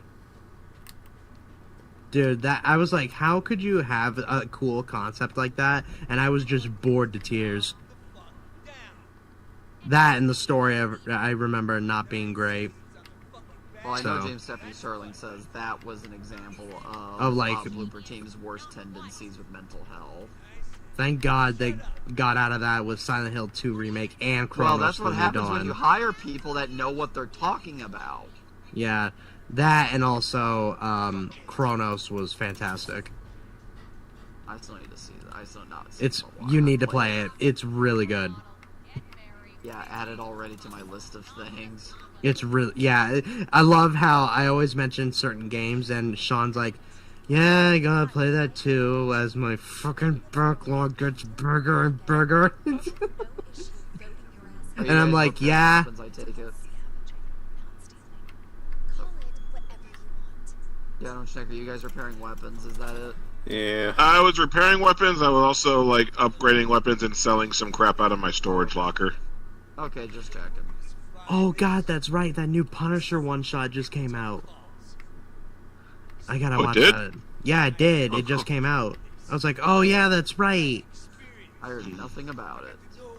I saw a trailer for it, but I forgot it was coming. I remembered that it was coming out because I still adore John Bernthal as Punisher. Does it have anything to do with his appearance in Brand New Day? I've heard it's supposed to be It's supposed to connect between Daredevil and Spider-Man, if I remember correctly. But yeah, I still haven't seen it, so I don't know. I need to watch Born Again because apparently there was some major thing that happens in Born Again, like this latest season. Oh yeah, I won't say a damn word. I will not say a damn word. I know one of the major things that happens because they spoiled it in the trailer for season 2. But yeah, season 2 is great. Well, the only thing I know is that it shakes up the status quo. Mm-hmm. It's pretty good. I loved it. Marvel just, like, in terms of shows, have been kicking ass lately. Especially, I've heard Wonder Man's really good. My best friend loves that. Yeah, Wonder Man was really good. I watched that. God damn it! What happened? Which again? Crash. Oh. You know what? I'm done. I'm done for tonight. I'm done. Valid. Fair enough. That's it. That's the last technical issue I'm willing to tolerate. Fair enough. We'll keep. But yeah, Wonder Man is really good. You should watch that. I've been hearing a lot about that. I think they've confirmed they're only doing the one season, though, even though it was left open for a second. I thought they were doing a season 2. Huh, okay. I don't know. I'll have to look into it. I don't know. I might have... Maybe I heard about it. Maybe it was a different show I heard about that. Yeah, I'll have to look into it. But yeah, I've heard it's really good. It is really good, yeah. That's what I've heard. Okay. Alright. Nice. And then, my dad and I have just been watching either Born Again Season 2 or Maul Shadow Lord. Which I love, Maul Shadow Lord. my mom and I really loved, Mom especially really liked Daredevil and the Punisher show. We haven't started Born Again yet. I keep forgetting about it. Season 1, you are going to notice that you could tell that it was going through massive overhauls in terms of what it was going to do creatively. But it's still good. It's kind of like the Whedon cut of Justice League, where they were trying to make the good out of a bad situation. Mm-hmm. Because in between shoots, they had to massively overhaul the creativity of the show because both Vincent D'Onofrio and Charlie Cox were wanting to walk out because they didn't like where the show was going, so they massively course corrected into the show that we got that we have today, and you can tell go ahead. I heard the first version of the show, Daredevil wasn't even in costume until almost the end of it. For the most part, that seems to be a bad habit that Marvel's been getting into with some of their shows. Is the hero doesn't get their iconic look or has to earn until their later. Iconic look. Until later, it's get the fuck out of here with that mentality. Yeah, and then that's actually the mentality that actually sinks the Snake Eyes movies. That Snake Eyes has to earn his iconic look. That is so far down the list of problems that Snake Eyes has. Yeah, I can confirm though that Daredevil is not in costume up until the final part. I'll tell you that right now. And also, season 1. Yeah, in season 1. Yeah. Well, the thing is, in the Netflix show, he always had an improvised early ninja costume anyway, so that part doesn't surprise me. So even the very first season of the Netflix show, he wasn't in his proper costume until the last episode of the first season. Yeah. Real quick, are we done playing? We're done. I think we are, because Miles crashed, and he says he's done. Well, I'm going to quit the game, but I'm going to keep talking until everyone's done. So go on, sorry. No problem. Okay. Yeah. No problem. Yeah, but season 1 I really liked. Not a lot of people did, because, like I said, you can tell that they were massively course-correcting. And some of it suffered because of that. Apparently, from what I've been told, the original version of Born Again, Tom Hiddleston was supposed to be directing one of the episodes. Huh. Oh, wow. Yeah. So I was like, they were really just doing anything they wanted with Born Again at the time until Charlie Cox and D'Onofrio. Yeah, go ahead. Well, I think there's just such a massive... Well, you have Charlie Cox and D'Onofrio who don't play around, but... They don't. No, they don't. But also, I think it's also given the fact that Marvel knows they're on thin ice with fans as of late, so they're really trying. So they really had to, yeah. They really had to. Well, and also if they messed up Daredevil, that would have been. That would be the final nail in the coffin, yeah. Yeah. But no, I can confirm that they did not mess up. Well, it's like I really hope that Doomsday turns out good, but so do I, just for Marvel's sake. I'm massively worried about it though, because apparently Marvel, Disney fired all of the VFX artists at Marvel. A large chunk of them, yeah. Actually, we'll see. I really hope that just for their sake. So if Doomsday comes out with garbage effects, I'm gonna be like, or especially if it's gonna be fighting against Dune. That was the other big trailer that I hadn't heard about. That was in front of Mortal Kombat 2. I got Dune Part 3. Yeah, which opens with. Sorry. Opens with the trailer opens with Timothée Chalamet and Zendaya expecting a child, and I'm like, didn't they break up at the end of the second movie? I still haven't. Also, wasn't it supposed to be called Dune Messiah? Yeah, that's what I thought. The trailer I got was called Dune Part 3. It's supposed to. It's supposed to reference. It's adapting Dune Messiah, but it's Dune not Messiah. Dune It's Messiah. not called Dune simply, Messiah. Yeah. They're just sticking with the part moniker. But that's for consistency. But that's also isn't Messiah supposed to be the shortest of the books? It's supposed to be the shortest of the books, and I think it's kind of meant to cap off at least Paul Atreides' story arc in the books, because there's a lot of Dune books, but from what I understand, not all of them deal with Paul Atreides. Okay. I still need to watch those movies. I still haven't. They Part one, are not good. You didn't like them? Well, I okay. didn't like either of them. I at least found some stuff to get invested into in part 2. Like it had some. I thought it had some interesting commentary, but that was about it. Even with that, it was too fucking long. And I like the action in part 2. Like part 2, it had some pretty decent action. Part 1 is a. Part 1's a sleep aid. Is the best here's way my to describe problem. it. Here's my problem with part 1. Most of that movie is spent explaining like how the planet and this spice mining operation works and stuff, and then at the end of the second act, all of it gets blown up. So you can condense part 1 down to about 20 minutes that's actually relevant, and the rest is just bullshit. And the rest of it is just them bumbling around in a desert. Yes. For like an hour. Yeah, because like the thing that blows the entire movie up happens about an hour and 20 minutes in, and then you have about an hour and 10 minutes left of just bumbling around in a desert. Like, yeah, they bumble around for a while. It's not like until the very end that they meet the important people that'll shape the next, the other movies. So it's like, yeah, you can. Javier Bardem's character. Yeah, you can easily boil part 1 down to like 20 minutes and lose pretty much nothing of any relevance to the movies. Listen, Gabe. I will say I do like Stellan Skarsgård's. I've heard about that. Yeah. I like him in the movies. Dave Bautista just kind of does nothing in the movies. To be perfectly honest, he's just kind of there. Jason Momoa is coming back in part 3. Oh, really? Yeah, he's in the trailer. I actually liked him in part 1. Josh Brolin I also liked. Josh Brolin is like the only guy who's actually trying to bring some life to those fucking movies. Josh Brolin I could take, not Josh Brolin, Timothy Chalamet I could kind of just take it or leave it with him. Same with Zendaya, although I will say Zendaya's dress that she wore for the red carpet of part 2 was fucking hot. Of course.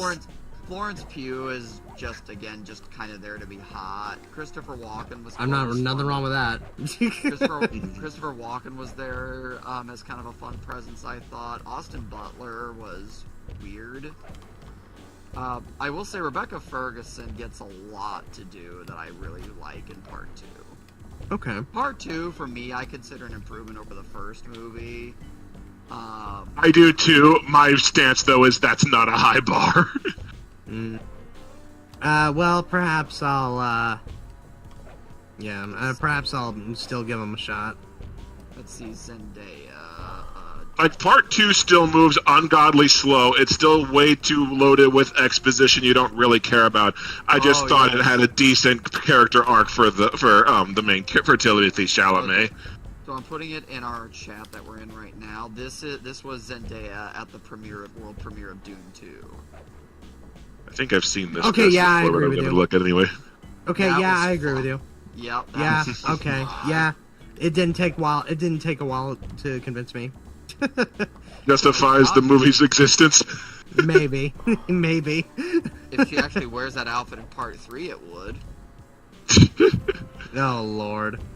Okay. Could you imagine that? Just this super gritty movie, and then all of a sudden, bam. Yep. I mean, I do. Alright. Oh god, they take me now. Dude, it's right. It's so funny. I can't think of the movie anymore without that. It's like, it's impossible. I can't think of the movie without it. And so when you got to this point of who was it that said "take me now"? My best friend, Chunk, or as I call him, the Mexican Sanji. In my server, yeah, because because he's right now going crazy on Nico Robin from One Piece, because he's still binging the series, and so that's why I called him that, because he's very much like Sanji in the series. That utter madman. And he's almost done from what I've been told. So, yeah, he's almost done. One of my favorite fighting games is One Piece Grand Battle. It actually has a sequel that I keep meaning to purchase, but I haven't. and obviously Sanji is one of the main characters, one of the playable characters. If he's fighting a woman, he like spends the whole fight with hearts in his eyes, and he has a completely different set of dialogue things that he says during the fight. That's he's like my best basically friend hitting right on there. them. He's hitting on them the entire fight. Yep, that's him. Yep. I can 100 confidently confirm that. Very much I can confidently confirm that. I've known him. If you use his finishing attack on or his ultimate attack on a regular person, he calls out all the names of his attacks. If you used it on one of the female characters, he's going, "I've been struck, I've been broken by sweet, wonderful love." I've known him for lands the almost finishing 10 blow, he's years. like, "I love you so much." Yep. Can confirm him. Can confirm that's him, and I've known him for almost 10 years. So I can definitely confirm that. Lord. Well, mental gents, I think I'm gonna get my stuff uploaded and then head off to bed. Yeah, and then I gotta start doing my content shift. Well, That's gonna be have interesting. A good night. Have a good night, guys. You take care of yourselves, alright? Yep. See Have ya. a good night. See you.